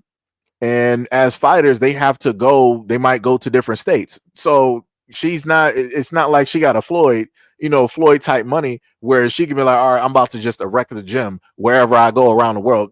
She can't sit up there and do that. She got to deal with whatever it is that she got. So if she got to go to an open space or whatever, she's going to, work out directly there. Like I said, I respect that. It ain't no ducking or dodging. Training is training. Whatever she got is whatever she got. You just going to sit up there and make do, But yeah, she don't got money like that, It's like I said, it'd be complete. Trust me, if she had Floyd money, she would just sit up there and build a gym. She would just have people like, yo, come fly out and deliver the stuff directly to me, no matter where she's going. That's how she would sit up there and do it. Shout out to Flint. Shout out to Flint. Sham said, she's not wrong. She's not even loud. He needs to stop being nosy and actually turn on the headphones. Yeah. That's another thing too. He probably had his stuff set to a low tone so that he can just so happen to hear the conversation, because people like them always want to be nosy. They always want to know what it is that black people are talking about. And there's been a multitude of times I have literally watched black people minding their own business, and I have seen white people just stop just to hear what the conversation is about that black people are referring to, especially if they might be talking like real excited or whatnot or whatever. I'm like, yo, mind your business. Like carry on about your day. Just move forward. This don't got nothing to do with you. But it'd be like that. One of many said Clarissa is fine. I've said the same thing. And you will see a varying of degree of people online that want to try to talk about her looks, but I'm like, bro, at the end of the day, she's up here, she got pictures from doing the Olympics or whatnot or whatever, pictures all throughout the years. A lot of people that want to always talk about Clarissa Shields looks, they have nothing up there on X, nothing up there on Twitter, nothing up there on IG.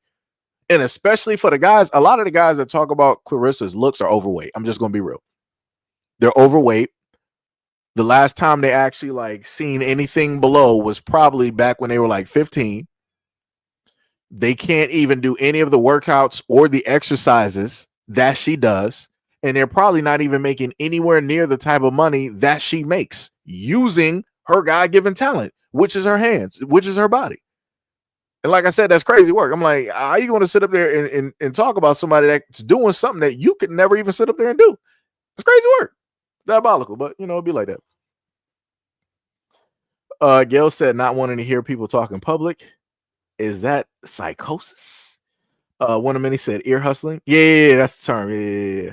Yeah. Will said he's a clown too, though. And 10-4 said, hey, I got you. Much love, respect, and appreciation, brother. Much love, respect, and appreciation. Shout out to the GWOAT, aka T-Rex, aka Clarissa the GWOAT Shields. Shout out to that woman and her relationship with Papoose, her being happy and ecstatic and everything like that. Let's go to the next. Do I want to do this? Because that one is a little bit of a longer video. Yeah. So the video I was going to go into is a longer video. So I'll save that one actually for last. And I'm going to go to the other ones up here, right? So I had to actually get rid of the music that was in the background, but a woman is going to Let me be clear. explain. I don't care what women want to do with their bodies. Okay. This lady got a nice body and she into yoga. So that makes sense for her to post this type of content. So we're not getting into that. The issue I have is let's not play dumb here. Okay. You're posting a video. You are mostly naked. You're in a position that although it's yoga and it's stretching, it's also a little sexual. Like let's call it what it is. And then you have the nerve in your caption to have a disclaimer. So you didn't know that when you decided to come on the internet half naked, that people, men especially, were going to have a reaction to you? Huh?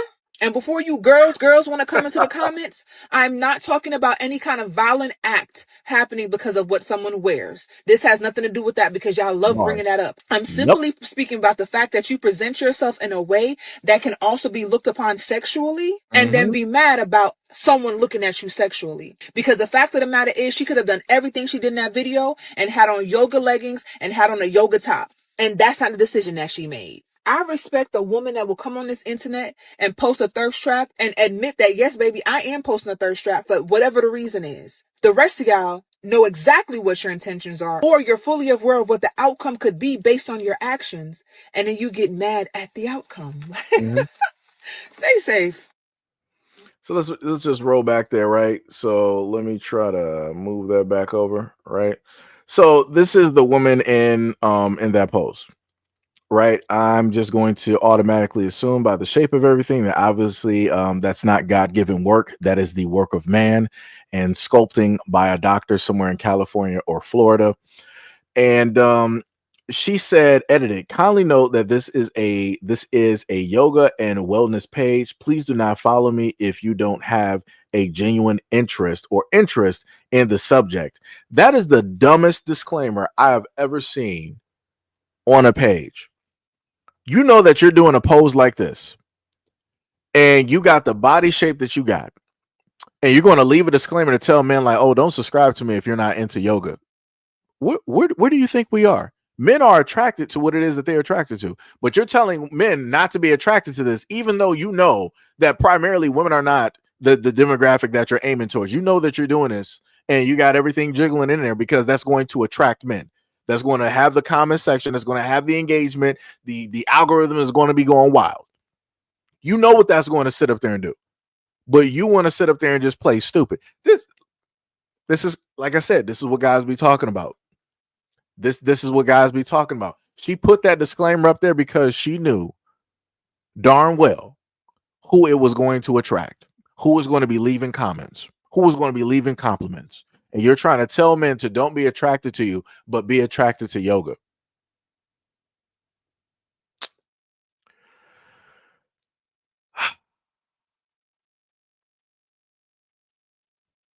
Anthony said, what was it? Denise Rivers said, what's downward dog move? Sham said, I can't tell what's happening. Does she not have any bottom? No. She has bottoms completely on. She's just wearing the, like the underwear, type of thing, where you got some women that want to film themselves going to the gym and they're wearing like these boy shorts and they're claiming that this is workout gear. I'm like, dog, this is not workout. I can make out everything that God has sculpted for you. Everything. And you're telling me that this is workout gear. No, get off the gym. Get out the gym. Because no, we're not. No. We're not playing these games. We're not playing these games. But like I said, it's completely crazy. That is crazy. That is diabolical. Let me tell you. But like I said, this is the society that we live in. This is what a lot of people want to do. Mo was like, her body looks like a wasp nest. I see it. I see what you're saying. Yeah, I can. Yeah, I see what you're saying. Well, let's go to. Gail was like, I'm hollering. Let's go to the next video. The audacity to come on this here app and say, as a man, I have gained a certain level of income, and all I want now is for my wife to be a stay-at-home wife, stay-at-home mom, so she can help me make even more money. How dare he? How dare he have requirements? How dare he do everything that we as women say we want men to do and then think he gonna get something in return? The audacity must come in a bundle pack. Y'all see how silly that sounds? We expect these men to be providers, protectors, look a certain kind of way, come with a certain kind of body, if you know what I mean. We expect these men to spoil us, be emotionally available, make us feel special, be our safe place, be a wonderful father. Y'all expect so much from these men, and these men say, all I want is for you to cook for me and keep the house clean and do nasty stuff to me from time to time. No! You want a maid? Hire one. You want to cook? Hire one. You want a prostitute? Hire one. All I want is to be in a position to where my wife's income is so insignificant that she's actually costing us money by working. You want to control her. Guys, I just want y'all to think about something. We set the expectation, they meet the expectation, and then y'all still have a complaint on why they shouldn't get what they need and want in return. And if y'all are so worried about the financial abuse, about this man taking and cheating and taking everything with him, put your name on the deed. Make sure your name is on that bank account. Make sure your name is on the business. And watch this. If he refuses, don't quit your job. Matter of fact, you shouldn't even be marrying a man and having babies with a man like that, right? Ladies, all I'm saying is, if you want a good man and this man is doing everything that he is supposed to do, give him what he needs in return. Y'all be talking about men cheat. Some, not all, cheat because they ain't getting what they need at home. And I said it. I said the quiet part out loud, okay? Yo, the comments that y'all be leaving sometimes, set up there in red like Sham's comment.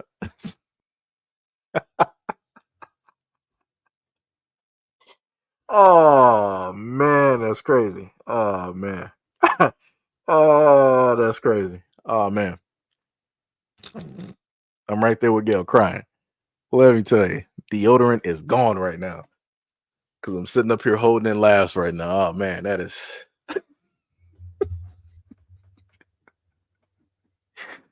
Oh, man, that's crazy. That's crazy. Gail was like, my uncle would have said, that's some good getting right there. I believe it. That's that, Southern talking there. But to what the woman stated in the video, she is correct. No matter how it is that a man is able to do certain things directly out here, a woman can always say that they want more or they expect this or whatnot, whatever. And a guy could deliver on all of those key notes. And then if a guy say that he simply wants two things, a woman is like, no, you're trying to control. What do you think that you have a slave? Now you think that I owe you something because you're doing your job of providing. And I'm like, you have to be kidding me at this moment in time. So a guy can provide, he can protect you, he can make you feel safe, he can love on you and all of this stuff. But if he asks for one or two things, out of all of the great deal of things, out of all of the moving of the world that he's doing, he asks for two things. It's a problem. Like I said, the goalpost always gets moved. Every single time. Every single time. It don't matter what happens. Again, somebody has to be the designated villain, and it's always going to be men. that's just how it's going to, work out. That's just how it's going to happen. Sham was like, LOL, I'm sorry, I'm just telling the truth. Oh man, that is hilarious. Let me tell you. So let's go to the next video. For the 5th, it's supposed to be like a world march. You know what I'm saying? Because of what's going on in the world right now. Black people. No, we already had this conversation. Don't you take your tail and go march nowhere. Bars. We are on nap session. We don't have no capes. Okay? We ain't captive saving nobody. Bars. Okay? We ain't going. Do you understand what I'm saying? Somebody is asleep in the background. I heard that. Going. Don't go outside. Go ahead, go in the house. Get your meal together. Cook what you gonna cook for that night, that day, whatever. But don't you go nowhere marching. And if somebody say, "Can you come?" No, we can't come with you, baby. We been marching for a long time. Tag you with. We ain't doing it. You understand what I'm saying to you? Okay? You stay in the house. This ain't our fight. Her husband is knocked out in the background. Let me tell you. I ain't got to say how many years. Okay? We ain't got nothing to do with this. We done, baby. We finished. All right? Tag. Y'all turn. Black people, I love you. You know what to do. Bye. Demon was like, a real man would, Seji. Oh man. But yeah, everything she said, because I didn't know anything about this up until I ran through this video, and she said April 5th, people are supposed to be out there marching. I'm right there with that. Black people, y'all better not be out there marching. Again, there's nothing I can do when it deals with Black people that are away from social media and all of these other types of things. But like I said before, there's no reason for us to go out there marching and and doing any of those things. Because at the moment in time that we decide to march, this is when the police and the military and everybody else is going to be trying to mobilize. This is when you're going to see us on CNN and Fox News, and they're like, "Oh, they just sent out the tear gas. They got the attack dogs. They're doing this. They're pulling in the police tanks, and that's all that's going to happen. They're going to make black people the poster children. That's all that's going to sit up there. It's going to be the same thing that they've done, but it's going to be way worse. It's going to be way worse, way worse, way worse. So, like I said, black people stay indoors. For the other black people that decide to go out there, be safe. I don't know what else to tell you. That's all I got for you. That is all I get.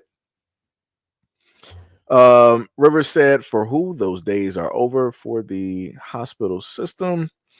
Sham said, I get too bored. I need to work a job. I need to be stimulated intellectually. Otherwise, I'm getting depressed. I can't be the stay-at-home mom. But hey, I love the people who can. Okay, I get that. No problem with that. I get that. So now we're going to be dealing with a whole nother video. And you guys have heard me talk about Whole Foods before. And let me tell you, I will 100% be suing Whole Foods. This dude needs to be looking for a lawsuit on how this happened. And then this is also going to go into the aspect of what I told you guys before about the Black and Brown Coalition. So let's get directly into this longer form video. Oh, yeah. Oh, yeah, we got a lawsuit now. Come on. Come on.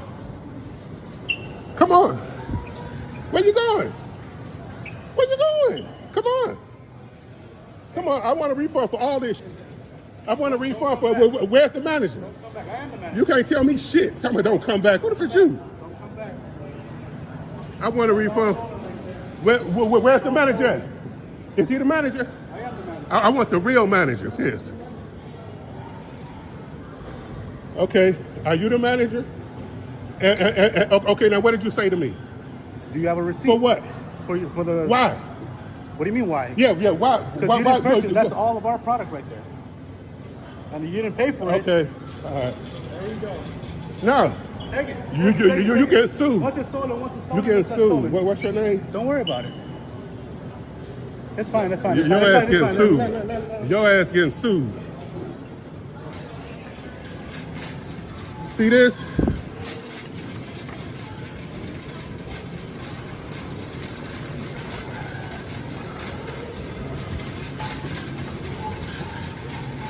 Hey, excuse me. I've been accused of stealing, so I want to return everything I got. Okay. Do you have the receipt? Yeah.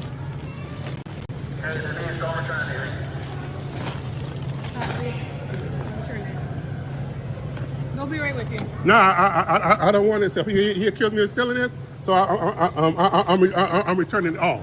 Okay, Mr. Manager's coming right now, sir. Is this him right here? No. No, but that's the one who was accusing me of stealing, so that's who the problem is.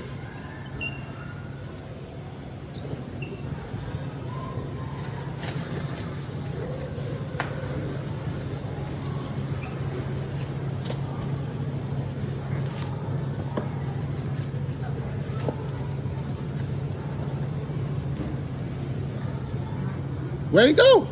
He's coming.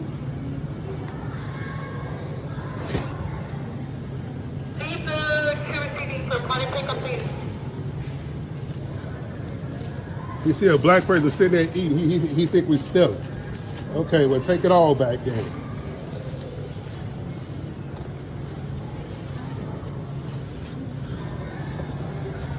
We're taking it all back. You want the return? Give them the receipt. Give them the receipt and then we'll do the return. This guy said that where's my fucking what does that total say right there? Just tell her. 233. Pay how? Pay how? Pay how? Pay today. How? By debit. Don't I'm sorry. I thought. Okay, here.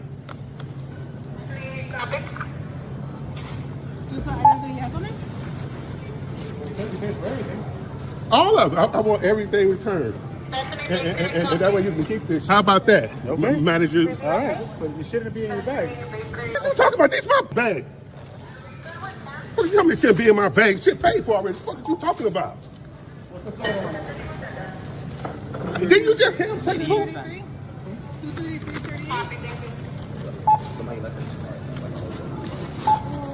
Why you all up on me? No, okay. You don't be coming up to me, accusing me of stealing it.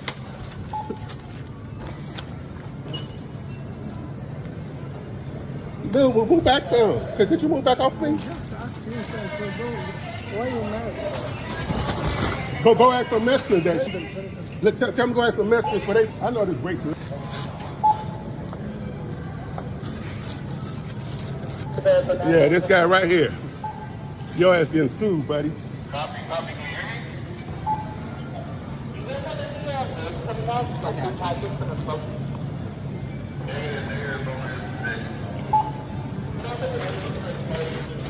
This ain't nothing but a racist Mexican. That's all. That's all it is. He saw a black person sitting there eating good, chilling, and he couldn't stand it. He couldn't stand that shit.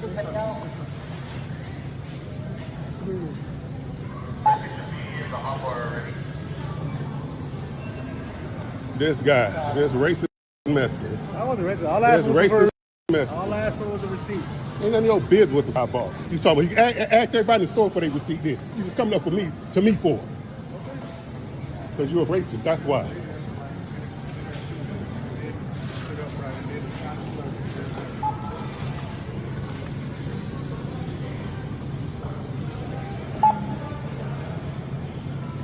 Where you going, racist?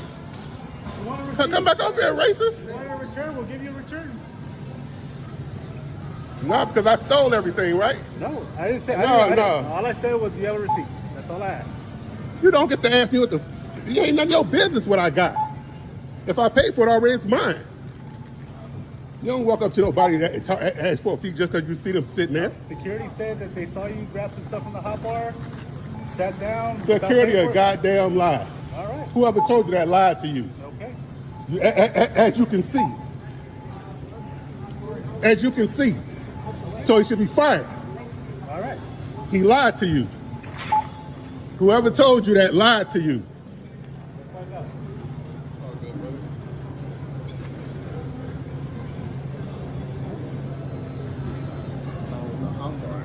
You don't have the hot bar plate with you? That's what I was eating, but I stole it, so I want that back too. Because I got to go through all this. I can't even sit here and chill and eat what I bought.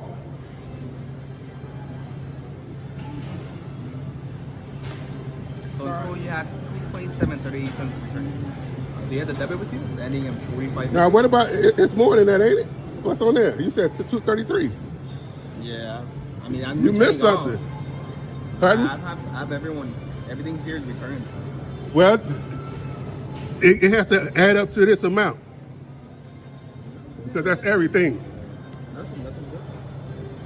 You missed something.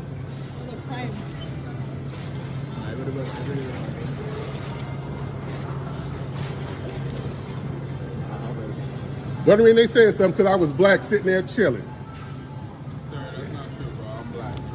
We have black security. Oh, so you the one told them that I stole this? I never told them anything. Okay, well they said y'all did. He just said, your security said, I stole it. I would never say that. Well, that's what the guy just said. He would never say that unless you're 100% sure. He just said it. You gotta yell at me, bro. Well, you ain't got to be standing all over me either. I'm security. I can. Okay, but you don't have to. You call the scene, sir.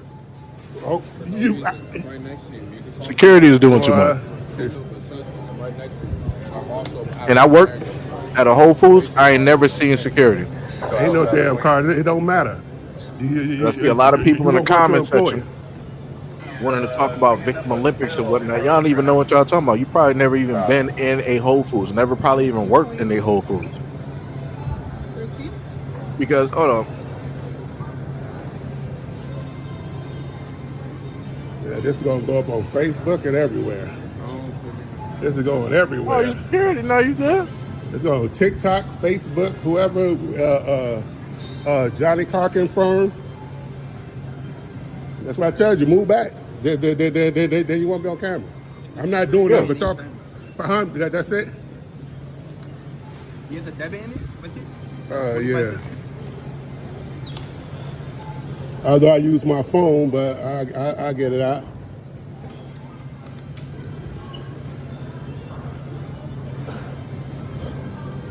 Got more than that in my goddamn wallet. I want to keep this going. Let me see something.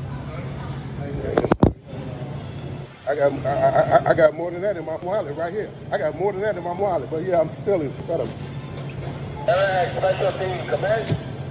That white sitting there taking all kinds of laying down. Ain't nobody said nothing there. He the one over there stealing, going over there, coming back and sitting down eating. Ain't going through no foot, but it's me. Okay, you just assumed out it must be the black guy they talking about. That still ain't the price. Yeah, I'm kind of.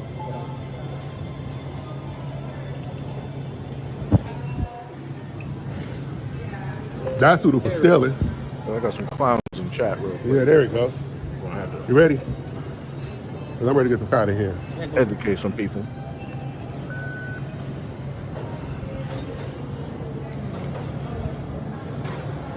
So, racist Mexican. Saw the black person sitting there, the white guy laying right there. Been going over there, sitting down, eating and shit. Ain't nobody, but you will come to me. Boy, I tell you, give me all my money back.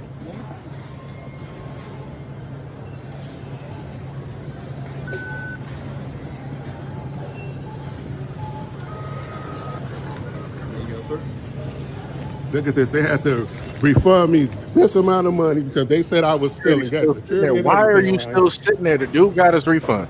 He's not tearing up the store. He ain't doing nothing. Why are you still standing there? You could be doing anything. The white dude's still over there laying down. Oh, yeah. Thank you.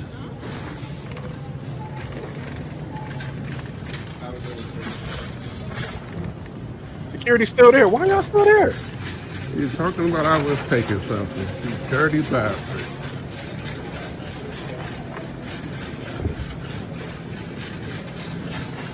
Right. So this is because I got a lot of clowns directly in chat. And as somebody, as I told y'all before, I worked literally in Whole Foods before 4 years. I ain't never seen security just pull up like that or at any moment in time. Please. And there's have been people stealing directly from Whole Foods before. And I want to sit up there and let people know this. You are able, when you buy your stuff, or even during the process of buying your stuff, they have a hot bar directly up there. And at that hot bar, you do happen to have like a register, right? Let's say if you get like a coffee or whatnot or whatever, there's a certain section directly over there where they have, let's say like the pizza, they got the salads and the soups and different things like that. They have their own cash registers, right? Because that is a separate area. You got the grocery, you got the specialty, you got the hot bar, you got this and that, right?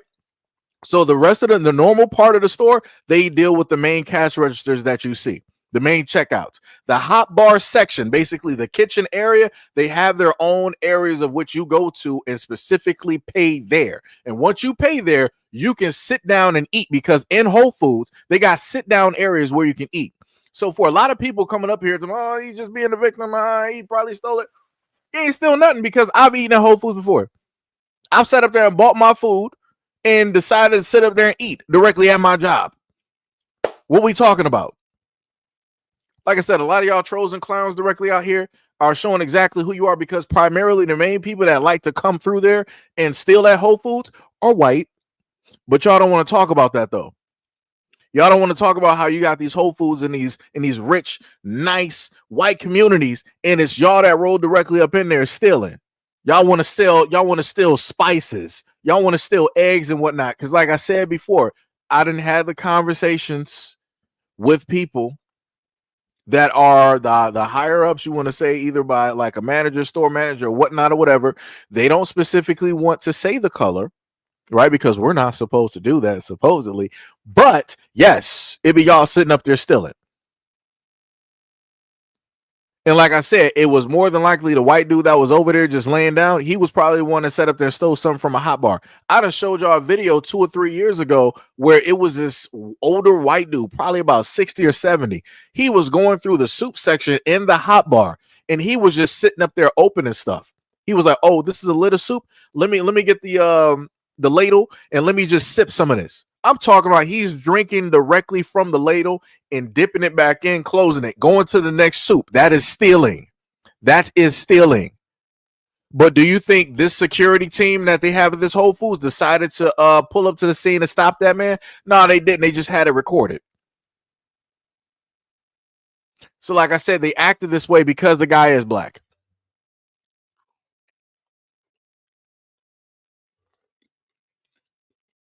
Like I said, can't nobody tell me that because I actually worked here. Unlike most people that want to sit up there and leave a comment and say some dumb stuff. Crazy work.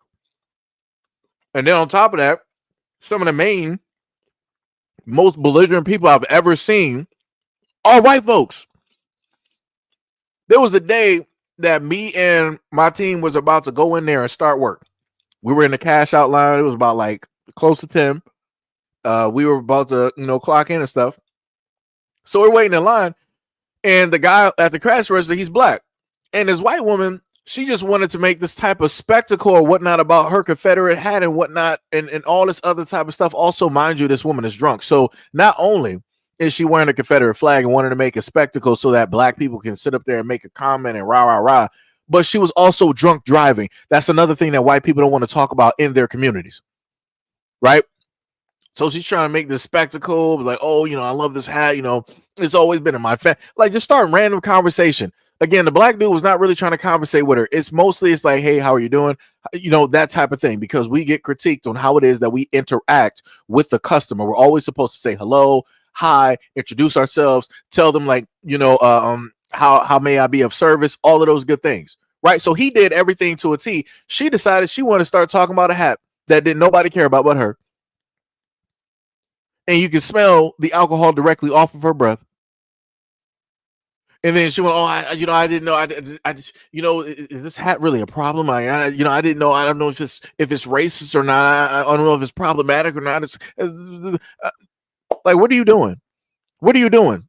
Like, what are you doing? Just buy your stuff and get out of the store. We don't care about your hat. We're not trying to have a conversation, but yet you want to sit up there and try to start something for no reason. You want to try to antagonize.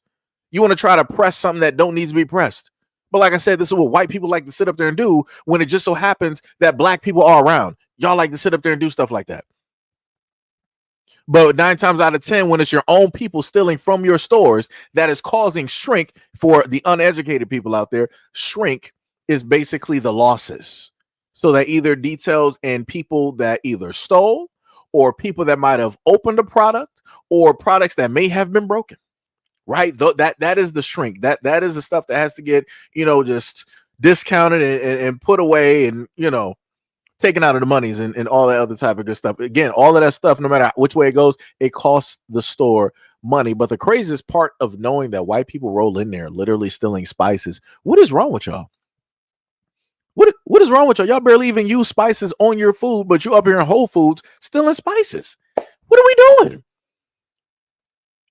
What are we doing? Like, you got that much money that you're broke? Like, what? Like, huh? What are we? Huh? Crazy work. But like I said, they would never, the same exact way security pulled up to that black guy, they would never pull up to a white man in that way. The same way that the manager at that time that was talking to the black guy and trying to say like, oh yeah, we know that you steal because security. And security came up, it was like, yeah, we didn't steal nobody unless we actually know. So we didn't tell nobody nothing. So somebody who's lying? Who's lying? Because obviously the only person telling the truth here is the black man. Somebody between management and the security is lying. Who is it? Because at this moment in time, I'm looking at a handy dandy lawsuit. And I feel as though that this man who recorded this 11-minute clip needs to go directly and find a lawyer. And needs to sue Whole Foods for racial discrimination. Because that's crazy to me. That is 100% crazy. And if he stole something, then how was he able to get a refund then? He got a refund for every single item that he bought to the T. So what was it that he stole again? And again, who was it that relayed that information? Because I want to let people know, right? The camera system that Whole Foods has, they have a specific area of which people are able to watch those cameras. They can sit directly at a desk and they can watch those cameras. You can do it in one of two areas that they have directly at Whole Foods, right? Because the managers, the higher up the store owner, they can sit up there and watch the cameras. And then you have another area where people are able to also tap in and watch the cameras as well, too. So again, somebody knows who said that somebody was stealing. And obviously, no, those people don't need to be on loss prevention at all, because you more than likely actually missed the real culprit because you wanted to focus on what a black dude was doing, knowing the fact that he ain't steal nothing. He even had Whole Food stuff that was wrapped. What are we doing? What are we doing? So because he stopped at the hot bar with his basket and he decided that he wanted to eat something that he just bought, literally, now he's up there for stealing? And people wonder why it is that a lot of black people don't like going into brick and mortar stores no more. It's always because we happen to get racially profiled, even though the primary thief is nobody that looks like us. That's crazy. That's some crazy work. And like I said before, at the Whole Foods I worked at, where there were primarily white people in that community and coming directly to that store, we've had to have called the police before to investigate what took place because it was somebody white that did it. Just imagine that. Because all the time they always want to, it's these blacks. Oh, they're stealing from the stores. They're causing all of these stores to close and all of these. There's not enough black people in the United States. There's not enough black people in the United States to literally cause all of these stores to file for bankruptcy, to shut their doors, to shrink the amount of stores that they have across the United States. We do not make up the majority of the United States. We do not make up the majority when it deals with buying from these places. We do not make up the majority when it deals with the workers and when it deals with the owners and when it deals with the amount of losses, the millions of dollars that these businesses end up taking per year. But like I said, somebody has to be the poster child for something, and 9 times out of 10 it's going to be somebody black. It's going to be somebody black. Gil's egg says you said they stealing spices and don't even season their food. That's facts. They don't. Like, they literally don't. Like, the most, even on TikTok, the most that I've really seen ordinary basic white people do, they will use some salt, they will use some pepper. In other instances, people are like, no, we just put the chicken or whatnot directly on a grill and we allow the char to be the seasoning. I'm like, you have to be kidding me. I'm like, that is diabolical. I'm like, just say that you don't know how to season. Just say that you don't got a taste for it. It's cool. But it's crazy to me that, you know, you did all of this work to conquer areas of where people had these seasonings and things naturally to not use them. What are we doing? Like, how does that work? It would be beyond me to conquer a land and to not implement any of the things that those people were naturally doing or have directly into the whole of that society. That's some crazy work right there. That is 100% some crazy work right there. But like I said, it is what it is. It is what it is. The Jomo said jealousy, anytime they see a black person living good, it triggers them. Yep. Sham said from time to time they might throw a bay leaf in a pot. Yeah. Or I give them this, right? When it becomes like with spaghetti, they might, a bay leaf or something like that, and they'll put like some seasoning, which it ain't really seasoning. They'll put some shredded mozzarella when it deals with, spaghetti. That's the most seasoning that you'll realistically, see. Because if anybody has actually eaten at a potluck or anything like that, when it deals with white people, it is very bland. If people get offended, that is not my problem. Take it up with God, because obviously in the whole entirety of him allowing you to control and rule over people for whatever reason that you didn't assimilate, that is crazy to me. That is a travesty. That is a travesty. The rare few white people that are able to actually season are down south, or some of those that have married interracially. Or the very rare third option would be those who were adopted by black people. Those are the 3 only times that you will actually see white people actually use seasoning.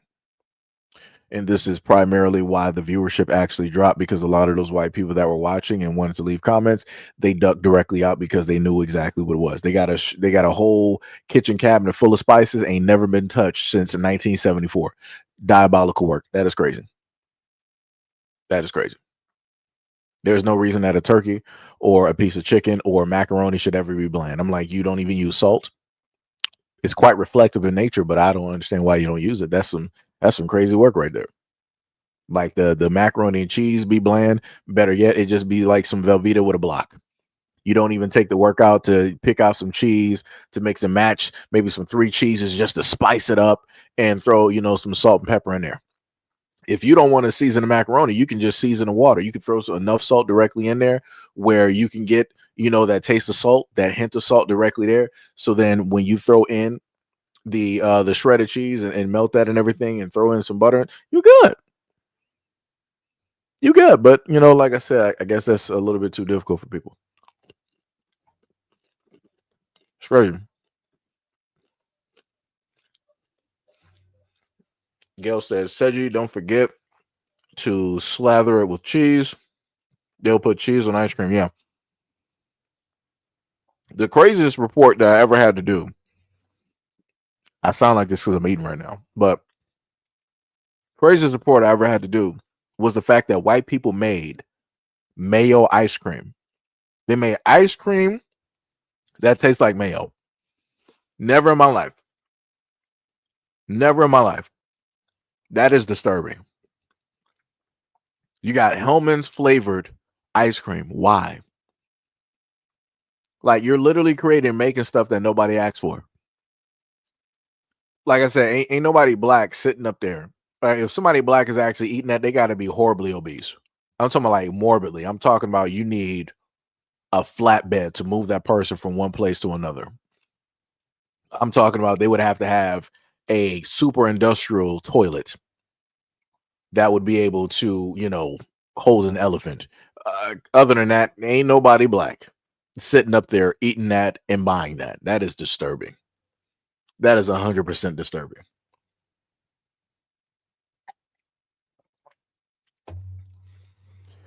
Don't set marinated in milk and a glass of milk before bed. I don't even know what marinated milk is. That's crazy. D Money said, never eat the casserole at a potluck. I don't eat none of that. So out of this whole thing, John was like, one race equals human race. I guess so. But the cooking, no, that's not human. I'm sorry. We're not doing that. Like I said, I got a video where a European woman was in the UK, bought or stole a pack of beef, right? Pack of beef, and she's up there in the streets, tore it directly out the package and just started eating it in the streets. No, we're not doing that, John. Whatever you say is whatever you say. That's cool for you. We're not doing that. I've never in my life went to the store and started eating beef directly out the wrapper, off of the diaper that it is. That is, I don't even know what type of madness that is. That's a craze killer to me. That is a craze killer. Craze killer. Like I said, in order to find black people doing that, they have to be on like some type of psych trip. Like they have to be horribly off of their meds to see somebody black doing something like that on the streets. And again, I've never seen that. And down from where I lived, we used to actually have like a little ward where, some of the crazy people would be at the moment in time. And then they shut that down because they didn't want all of those people being released and being around the neighborhood and all this other type of stuff. But yeah, I've never seen them doing that. We had stores directly in the area. We had a corner store and we had $2 stores directly up there. I ain't never seen none of them do that. Now they might do some other stuff like, going to the bathroom, but that is the most. Sam said, why do they like mayo so much? I do not know. Senna said there's multiple, what's the names every day? I'm not sure what that from it. Wait, from what? You said, I think I got a hot one for you. There's a big gang war in Oakland and Oklahoma City, and at least 10 people are not here anymore. Can you do a segment on your own people? Because it's bad. So you want me to do a segment because I'm primarily talking about white people at this moment in time, and this is off of the issue of a black man getting racially profiled at a Whole Foods, of which he was a customer. He bought everything, had a receipt, and because he was racially profiled, he was like, okay, I don't want none of this stuff. I'm returning all of it. I want every single cent, red cent of my money. back. So because I'm doing that and I'm talking directly off of that point and listening in real world experience and all this other type of stuff, you're like, yo, Sedge, you need to start talking about your own people. I've been done that. Like it's crazy to me when a lot of people don't like what it is that I'm talking about, and they be like, yo, you need to start talking about the blacks. You got a platform, you need to start using it and helping out your. I've been doing that. I've also done the same thing for white people. I've done that for Asian people. I've done that for Latin people. Done that for African people, Europeans. So what's the hard pressing issue here? Like that's crazy. Like if you really, Senna, if you actually really cared about it that much, I would actually expect you to bring it up and talk about it. Like if you feel like it's such a pressing issue that it should be highlighted and it should be talked about, you should start up a platform and start talking about it. Everybody got a TikTok right now. People got stuff moving and booming and all this other type of stuff. Even if it's 5 to 10 or 100 views, it's still moving out there somewhere. A lot of people got an X account moving and booming, some of which are directly up here on my platform that listen to me every single day. I seen Solo up there a variety of times. Dude up there, tooth and nail, sitting up there bringing awareness stuff, going, back and forth with, people in the comment section and many more people like Hood Mistress and so on and so on. Other people got IG's accounts and all this other type of stuff. Like I said, it's a little bit confusing to me when people feel like an issue is so pressing that it matters to them that I need to sit up there and highlight and talk about it, when these are things that I've highlighted and talked about for the longest time possible since I've been doing this. And then I have to sit up there and ask, realistically, how long have you even been listening to this channel? Because I'm like, you want me to rehash the same thing that I've talked about before? That, like, what? But the biggest gangs that I've talked about have been in the United States, Democrat, Republican, the United States government, the police, and many other more, the elites, all of that stuff. But no, you're like, no, Seji, you need to sit up there and specifically talk about your own people. Stop talking about, white people. Matter of fact, why does everything have to be about race? It's crazy. Shout out to Dre for the $5 dono. Said had a similar issue in Seattle in a store for less than 2 minutes and had a Mexican armed security guard following me. That's crazy. I'm happy that you're here at this moment in time, because usually in those extents, when people are armed, people will make very stupid decisions, meaning the security, and things will happen. Like I said, I got the video of a black man that was a homeless black man that was in a McDonald's, and the African security guard who was armed decided that he wanted to antagonize the homeless black guy. He was like, yo, what are you doing? What are you doing? That you have a weapon. You have a weapon. Like, he was trying to talk as if he's a cop. I'm like, bro, what are you doing? I'm like, this is why I don't like, like foreigners and shit being like security and shit, because they start acting crazy. Real crazy. I'm like, dog, you're an African security guard. You literally just got off of the boat. You see a black homeless dude in the McDonald's, not bother nobody. You want to come over to him because he has a walking stick or a cane. You want to claim that that's a weapon, and you want to start trying to antagonize, pull it away, and fight him directly for it. And then you wanted to cause a reaction so that you can pull out your weapon, and then you can sit up there and take him out, which the African security guard did. For no reason. For no reason. That homeless black man had every right to sit up there and defend himself from that security guard. But like I said, now you got a black man out here that lost his life. There we go. It's crazy work.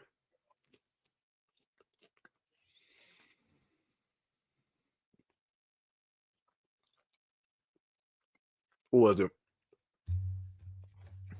You said, have you eaten raw sushi? Okay, Am. What's your point? What's the point? Yes, I eat sushi. And what's the point? What does that have to do with anything that we're currently talking about at this moment in time?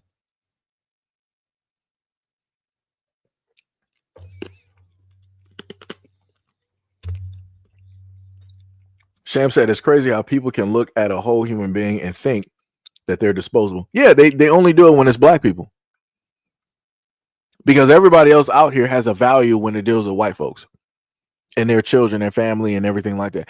You have people of every race going out there to risk their lives to go save a white kid if anything took place.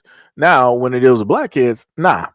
Because like I said, somebody literally did an experiment over there in Europe, and they showed you a little black girl that for all intents and purposes, that was just out there. You didn't see her parents or family, anything like that.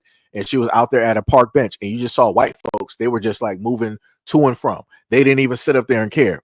Even other people of other races moving to and from, they saw it, but they didn't care. But the moment of time that you put a little white girl out there, instantly you saw people like, yo, are you okay? Are you safe? Are your parents around? Do you know anybody around here?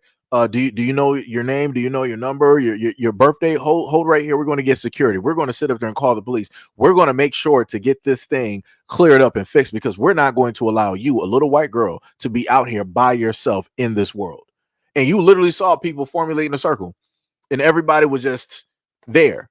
But when it dealt with the young black girl, that none of that was happening. Nobody cared. So like I said, people can miss me with that whole thing of people being human beings and all that other type of stuff.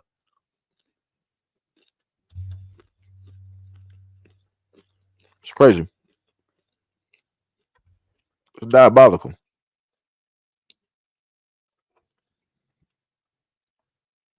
We got Shem said, okay. Gail said, you eat raw sushi. What else do you see? Gail, I've been set up there. And so, Gail, first of all, you've been here for years. You've seen me eat sushi before. I've literally eaten that directly on stream. Like I said, culture-wise, I eat from different cultures because the food is great. Food is good. Like I said before, and I've stated this a multitude of times on this channel. Stated that. The only things I don't do is that I don't drink and I don't smoke. And again, like I told other people, that's not to, it's not against anybody else. That's just personally not something that I delve into. That's not anything personally that, I just do. Right. To anybody else that likes to sit up to do it, by all means, go out there and do you and enjoy life. That's just not, something that's a part of me, or at least, right now. So,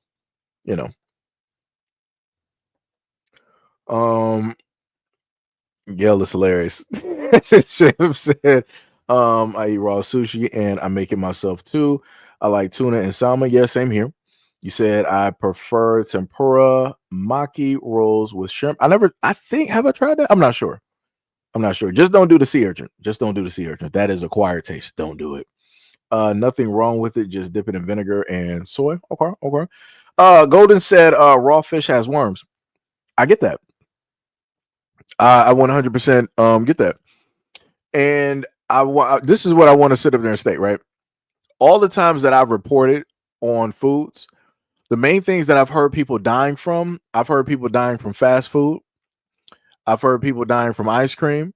I've heard people dying and getting sick directly from ground beef. Like, just take a look at all of the food recalls that we've had. Everything was infected. You had every single vegetable damn near, every type of meat. You even had oats and nuts that were directly up there. So it's like, I'm trying to figure out what the problem is, because I'm like, the ordinary food that you go to the store at this moment of time could literally within 5 seconds to 5 minutes be on the FDA list as you don't want to sit up there and buy this right now because of listeria or salmonella or E. coli. Like, it's like that's my whole thing. Like, I'm not really worried. I'm not really concerned. I've been pretty good at this moment in time. There's also another thing that people also say do, which is, deworm or cleanse or all this other type of stuff. So again, I know full well the potentiality of what it is that I decide to sit up there and eat. Now, we'll sit up there and say this.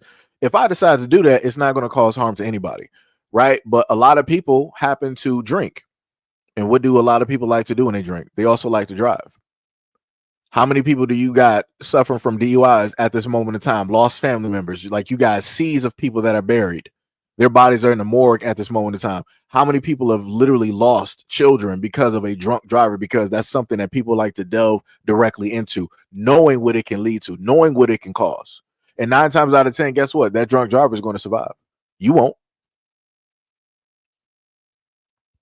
The government is literally poisoning, as I've told y'all before, literally poisoning all of the food that you sit up there and eat. And people are, in a sense, for all intents and purposes, afraid of what, worms and food? Huh? You literally got colors out here, that chemical colors that they put together in labs that can give you Alzheimer's or dementia over time. They can cause blood disorders. They can cause the IQ decrease in children. They can cause emotional imbalances, blood disorders, respiratory disorders. They can cause you to not be able to produce, right? Affecting your reproduction.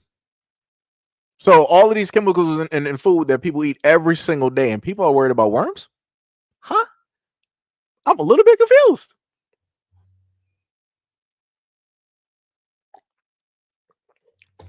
Ty says, Seji, I ever showed you my sushi plate when I was a chef? No, you never showed me that.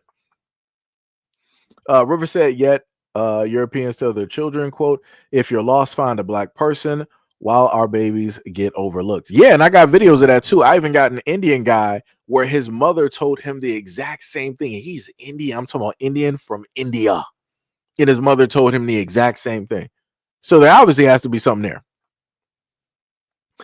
Senna says, Seji, I didn't get a chance to hear your response for my comment because I had to wash off my dirt, but I don't know how to make my own channel nor the time because I work a lot. Everybody got time. It just depends on what you want to put in time on. Like if you got time for a relationship, like just think about all the times that you've been working. How many times you done spent going out to clubs, spending time with friends, drinking, smoking, if you do, doing all other types of stuff that's not really doing anything. Everybody, if people are honest, everybody has spent time on other things that don't mean anything. I've done it. So then that's me sitting up there being honest, sitting up there literally saying that. Right? If I decide to sit up there and sleep, how is that benefiting me at all? It's not benefiting me. I'm not making no money. I'm not able to produce any type of content, nothing like that. Right? Or if I happen to, focus on like other things, again, that's not sitting up there making me, no type of money. That's not helping me, decide to make content. But I still decide to do it because that's something that I want to sit up there and do. And again, that's me, the talking head up here, being honest, being transparent. But a lot of other people can't decide to be transparent because everybody decides that they want to, try to look or make themselves seem perfect, which makes no sense. Because I'm like, that's crazy to me. It's diabolical work. River said, I worked in the healthcare system, food service system, and education system. It doesn't matter what you tell a patient about changing their ways. Once a month in the ER, I see them. I think that's pronounced what, Luciano? Yeah, you said Luzia, Toronto, Canada. Yeah, I don't even know what that is. I'm not sure if you shout out your family or not. I don't know what that is. The Jumbo said food coloring chemicals are called azo dyes. Yellow 5 is also called tarazine. The US used to give food a yellow food coloring. Yep. Golden Brown said, don't eat processed food and read the labels. No, Golden Brown, trust me, I get what it is that you're saying, but this is what I'm trying to tell you. They're poisoning literally the soil. So even if you're growing your own food in your backyard, guess what? You're still taking in chemicals, right? Look at the chemtrails, and I get that some people are, chemtrails aren't real. Those are contrails. That's the hot air coming directly from the jets, and it is condensing in the water vapor. And okay, whatever, right? Because people don't want to believe that the government is trying to depopulate, do any of this stuff, right? If you look at the chemtrails, and I've seen this, a lot of other people have talked about it. Some who are more wealthier and have way more, power directly out here, talked about these things, mentioned these things, showcase these things. I even have videos that showcase this, right? But irregardless, if they're throwing, all of these metals and whatnot, whatever, into the air, guess what's going to happen? That's going to rain down into the clouds. What do the clouds normally turn into by way of seeding, by way of the U.S. government or HARP? Those clouds turn directly into rain, into storm cells. What happens with the storm cells? All of that stuff is going to rain back down. It's not going to keep those heavy elements directly in those clouds because they're heavier than the things that it takes to produce those clouds. So it's going to rain down upon all of us. This is why I talk about East Palestine, Ohio, and the chemical bomb explosion that went off during that time. And just so happens during that time, guess what we had? We had a storm cell, a heavy storm cell, very large storm coverage. So all of the chemicals that were released went directly into those clouds and it rained directly back. How do I know that it rained directly back? Because I showcase videos where people were going to the creeks. And even though the creeks look clear, once they disturbed the soil on the bottom, you saw all of those chemicals rise up. It looked like a giant chemical oil slick. So if it's in the creek water, it's in the soil. If it's in the soil, whatever you're growing is going to be within that as well too. So like I said, it don't matter where you go, they're making sure everything gets hit. Everything. Senna said, but it's all good. One of many said, nothing really matters because not even experience, knowledge, or wisdom gained can be taken after death. Nothing really matters. Sam said, I just had a white man come to the door trying to sell me ice cream. I don't know what to think. I didn't open the door and I never seen someone selling ice cream. Yeah, I wouldn't even trust that. I've never seen that before in my life.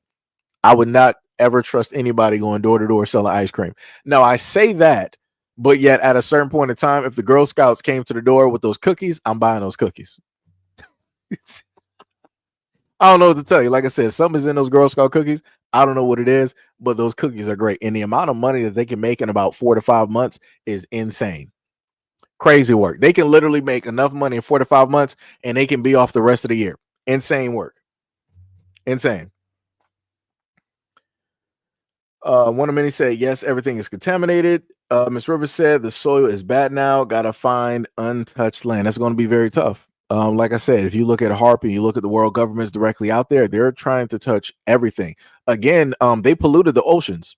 Remember those oil spills? We had an oil spill in the Northern Sea, and then we also had an oil spill in the Gulf, and then we also had a boat or something that happened at one point. We had quite a few oil spills directly over in that water. So that water is polluted.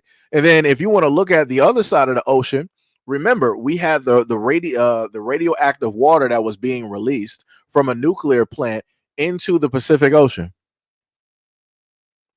Right?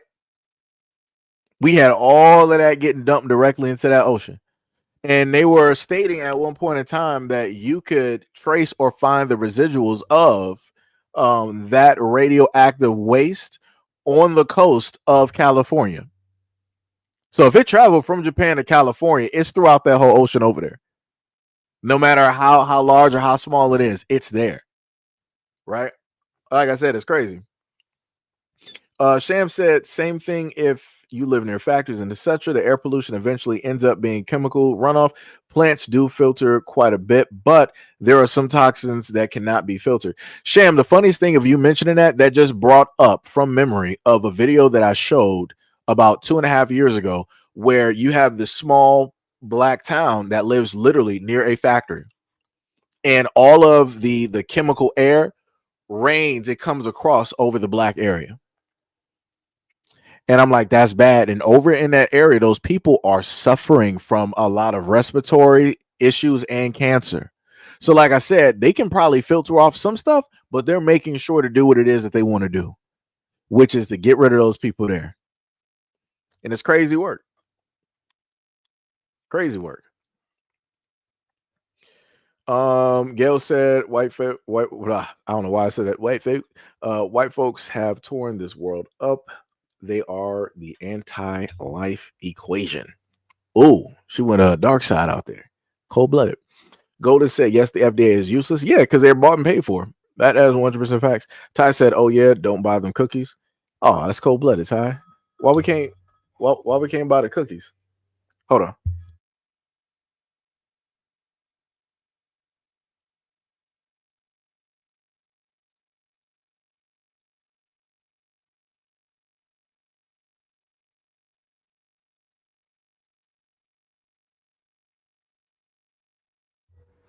All right, my bad.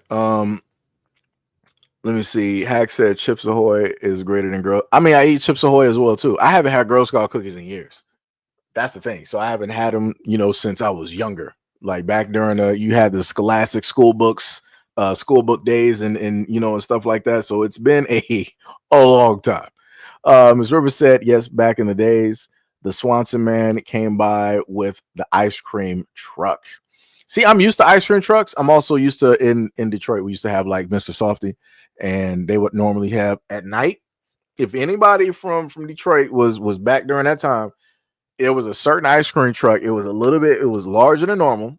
It was a Mr. Softy. It would play like the rap songs there, and they would have the ice cream, both in cup form, soft served, cones. They would also have cotton candy. They would have nachos and they would have popcorn. Like literally, this truck had everything directly on it. I'm like, yo, this is wild. I'm like, I've never seen anything like this before. And it was like, like I said, great times. Great times. And primarily you would only see stuff like this in black neighborhoods. I've never seen a white neighborhood where you had an ice cream truck like that. That was just like going around and it was literally an all-in-one, a one-stop shop. Never seen it. Never seen it. But like I said, shout out to black neighborhoods, no matter what people say. Sham said, I didn't see a truck. He's on foot with a cooler. I mean, yo, that dude could be a very hard-working person, but yeah, that's dangerous. That's some diabolical stuff right there. I ain't trusting that one. I'm sorry. I'm not trusting that one. As Ruben said, like I said, untouched land. He says something was as bad to man doing a bad job on man. Okay, I get what you're saying. I get what you're saying.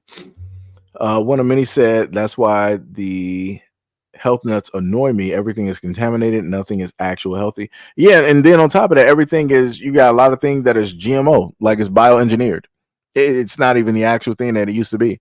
Because it's to the point now where they're just taking the seeds out of everything so that you can't grow your own stuff. So pretty much everything that you're going to get is going to be male, right? You're not going to have the seeds where you can just put them boys directly down there and just have everything grow and formulate your own thing.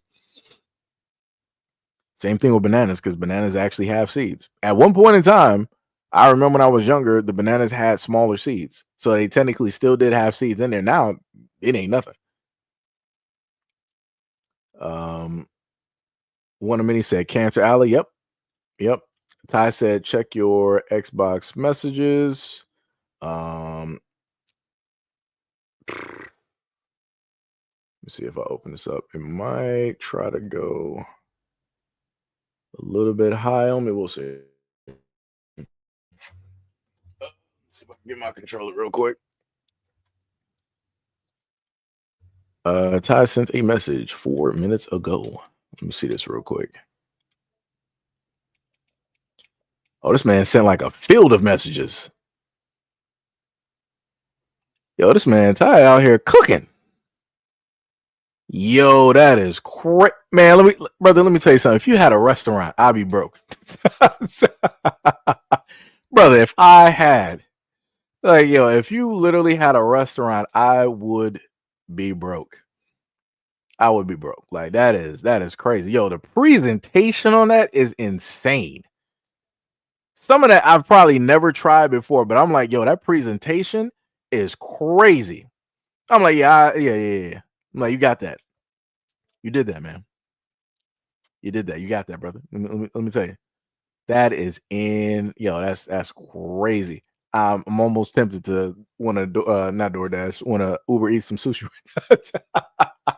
That's let me like I said, shout out to Ted. Shout out to that man. That is crazy, man. And the funny thing is, that's something I always wanted to do, because I feel like if I eat certain foods, I should know how to prepare and also cook them myself.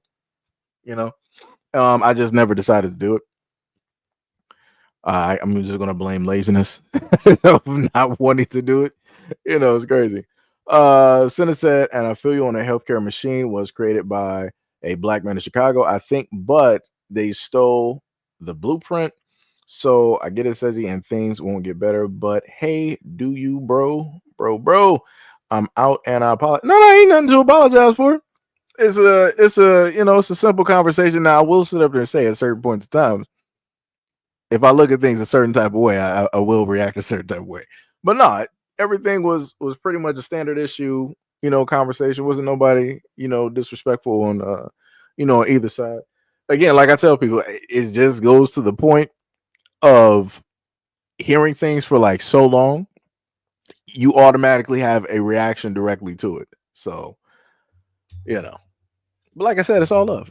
Like I said, I get you. But also, it's more on the fact that I do want people to go out there and start doing some stuff.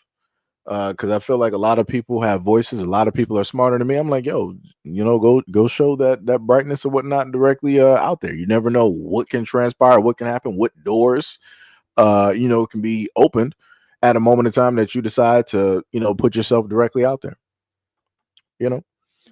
But yeah, shout out to Senna. Shout out. Ty said Girl Scout cookies are overrated. I mean, yeah. I mean, it still tastes good though. Ms. Rivers said correction. The C is not doing well. Okay, I got you. Ty said they put crack in them. That's why y'all keep going back. Yeah, they put something in there. It's good. Let me tell you. Senna said for intro, ain't nothing to be sorry about. Like I said, it's conversations. I go through and I read, or at least I try to read everybody's conversations. So, Rivers said the Girl Scout cookies are loaded with chemicals. I believe it because that's why they taste good. Trust me. Mo said my grandmother stayed by a paper mill in Louisiana and it smelled like doo all day. I believe it. Sham said I seen too many horror films. White man with a cooler selling ice cream. I felt if I opened the door, I was going to be in that cooler. If he had a little girl, I still wouldn't open that door. Yeah, you got to stay safe. Self-preservation is key. Rivers said I had Mr. Softly too, and I am from NYC. Okay, I got you. Rivers said the Swanson man was in Texas, and he had meat too. Yeah, I'm not sure what that meat was because didn't the Texas Chainsaw Massacre? Yeah, that happened down there, right? Where we had the whole family and the town that were directly, for all intents and purposes, in on it. And I think what was it? They were making like chili or something down there, and they would always win. And nobody found that suspicious. Like, yo, how is the meat that they produce always so great? Like, what are they specifically doing? Yeah, and then people found out. So it's a lot of people down there, some cannibals. Crazy work. Brown said you must be young with a sweet tooth like that. I mean, I guess. I'll take it. I'll take it. I will take the youthfulness that you say that I am. I will completely take it 100%. Sham said you can buy non-GMO seeds from Baker Seeds. Their plants grow really well. I use them in my garden. That's dope. Okay. Sham said, though, if you go non-GMO route, be sure to plant lots of spices to ward off pets because insects love non-GMO. Yeah, that's true. Yeah, they will sit up there and go after those type of plants, especially if they're not, genetically modified to basically resist or taste bad to those insects that want to go directly after them. Let me see. Ty said he hasn't made anything special in years.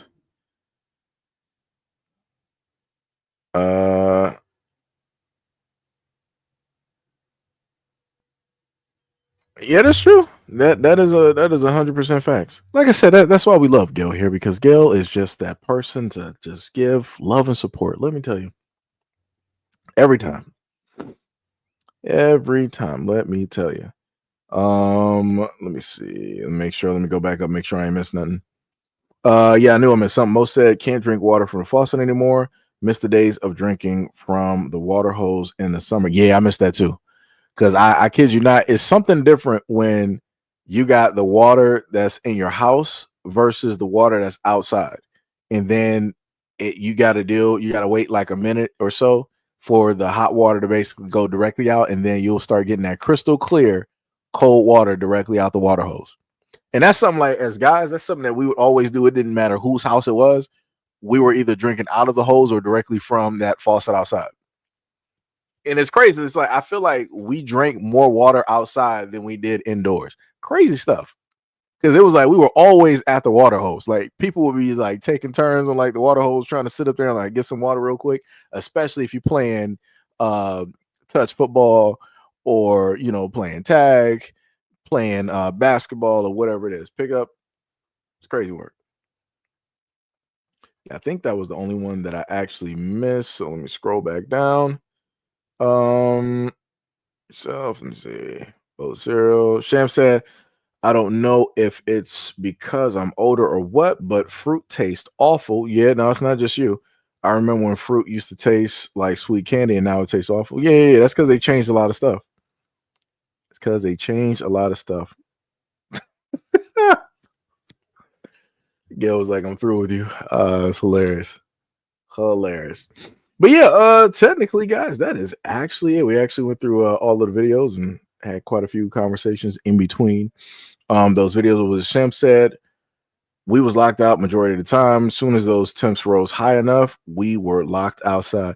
I was never locked outside, but my mom would always tell me, it was like, yo, if you going outside, you staying outside. Unless you got to go to the bathroom, you staying directly outside. If you come in, you staying there. It was always those type of rules. So if you were going outside, you made sure to stay directly out there unless you were coming back because you were hungry. Like if you were hungry and had to go to the bathroom, that was it. Like that, you're completely fine and dandy, on that. I feel like it became easier to stay outside once you got to being like a preteen or a teenager because you can move around past the block. You could just like walk around. You can go to the park. You can go to a friend's house or whatnot or whatever. So there was more areas to, in a sense, adventure directly to versus if you were younger. If you were younger, you might have been able to go over like one person's house. Shout out to like Antoine because that was one of my boys during the time, and went over to his house and we would play the 64 and and stuff like that. But yeah. But yep, that is pretty much it there, folks. Pretty much it. Let me see what we got at the moment and time. 15. Okay, that's not. Oh wait, that's not even the actual live stream. Let me see what we got over here in the corner. Okay, we did pretty well. Did pretty well. But yeah, like I told people before, any of the things, the topics and videos that we've gone directly over, we will have those in a shorter format for those who would like to view it that way instead of sitting directly through how long have we been on for? About like 3 hour and 26 minute live stream. So we will have that directly up there for you. And Ty said, wait, Seji. Woodman's River said nothing tastes the same nowadays, so I stick to what I know food wise. Yeah, pretty much I do the same thing too. I do the exact same thing too. Ty was like, disregard. I literally had paused for a minute. I was like, all right, let me see what Ty's going to sit up there and write real quick. But yeah, that's pretty much it, guys. Everything will be posted in a shorter form video, and I'll give my opinion either on one of the videos or I might read a whole different story that's has nothing to do with any of the videos directly up there. So as always, much love, respect, and appreciation. Shout out to any and all of you guys who have gone out of the way to donate to the platform one way or another. Shout out and much love to all of my moms directly out there, to all of our patrons directly out there, and to anybody else that has donated by way of Cashapp or way by the channel as well, because I would not be able to do the things that I do without people like you. So much love. Love you guys a lot, and you are free. So, go out there and have some fun, play some games, catch up on some movies, watch some Daredevil or something like that, Disney Plus, or catch up on some Dragon Ball Z, some anime and whatnot. Or the brand new games you got, Assassin's Creed and, and different things of that nature. So I will see you guys on the next video and or live stream. Peace. Gail was like, we love you, Seji. I love you guys too. Love you guys too. Shan was like, stay safe, eat well, guys. No April 5th. That's bars. No April 5th. No April 5th. Yep, that's bars. Let me just leave that directly up there. As Sham said, stay home April 5th. That's bars. That is bars. And I'm about to sit up here and finish up my chicken nuggets. Peace out.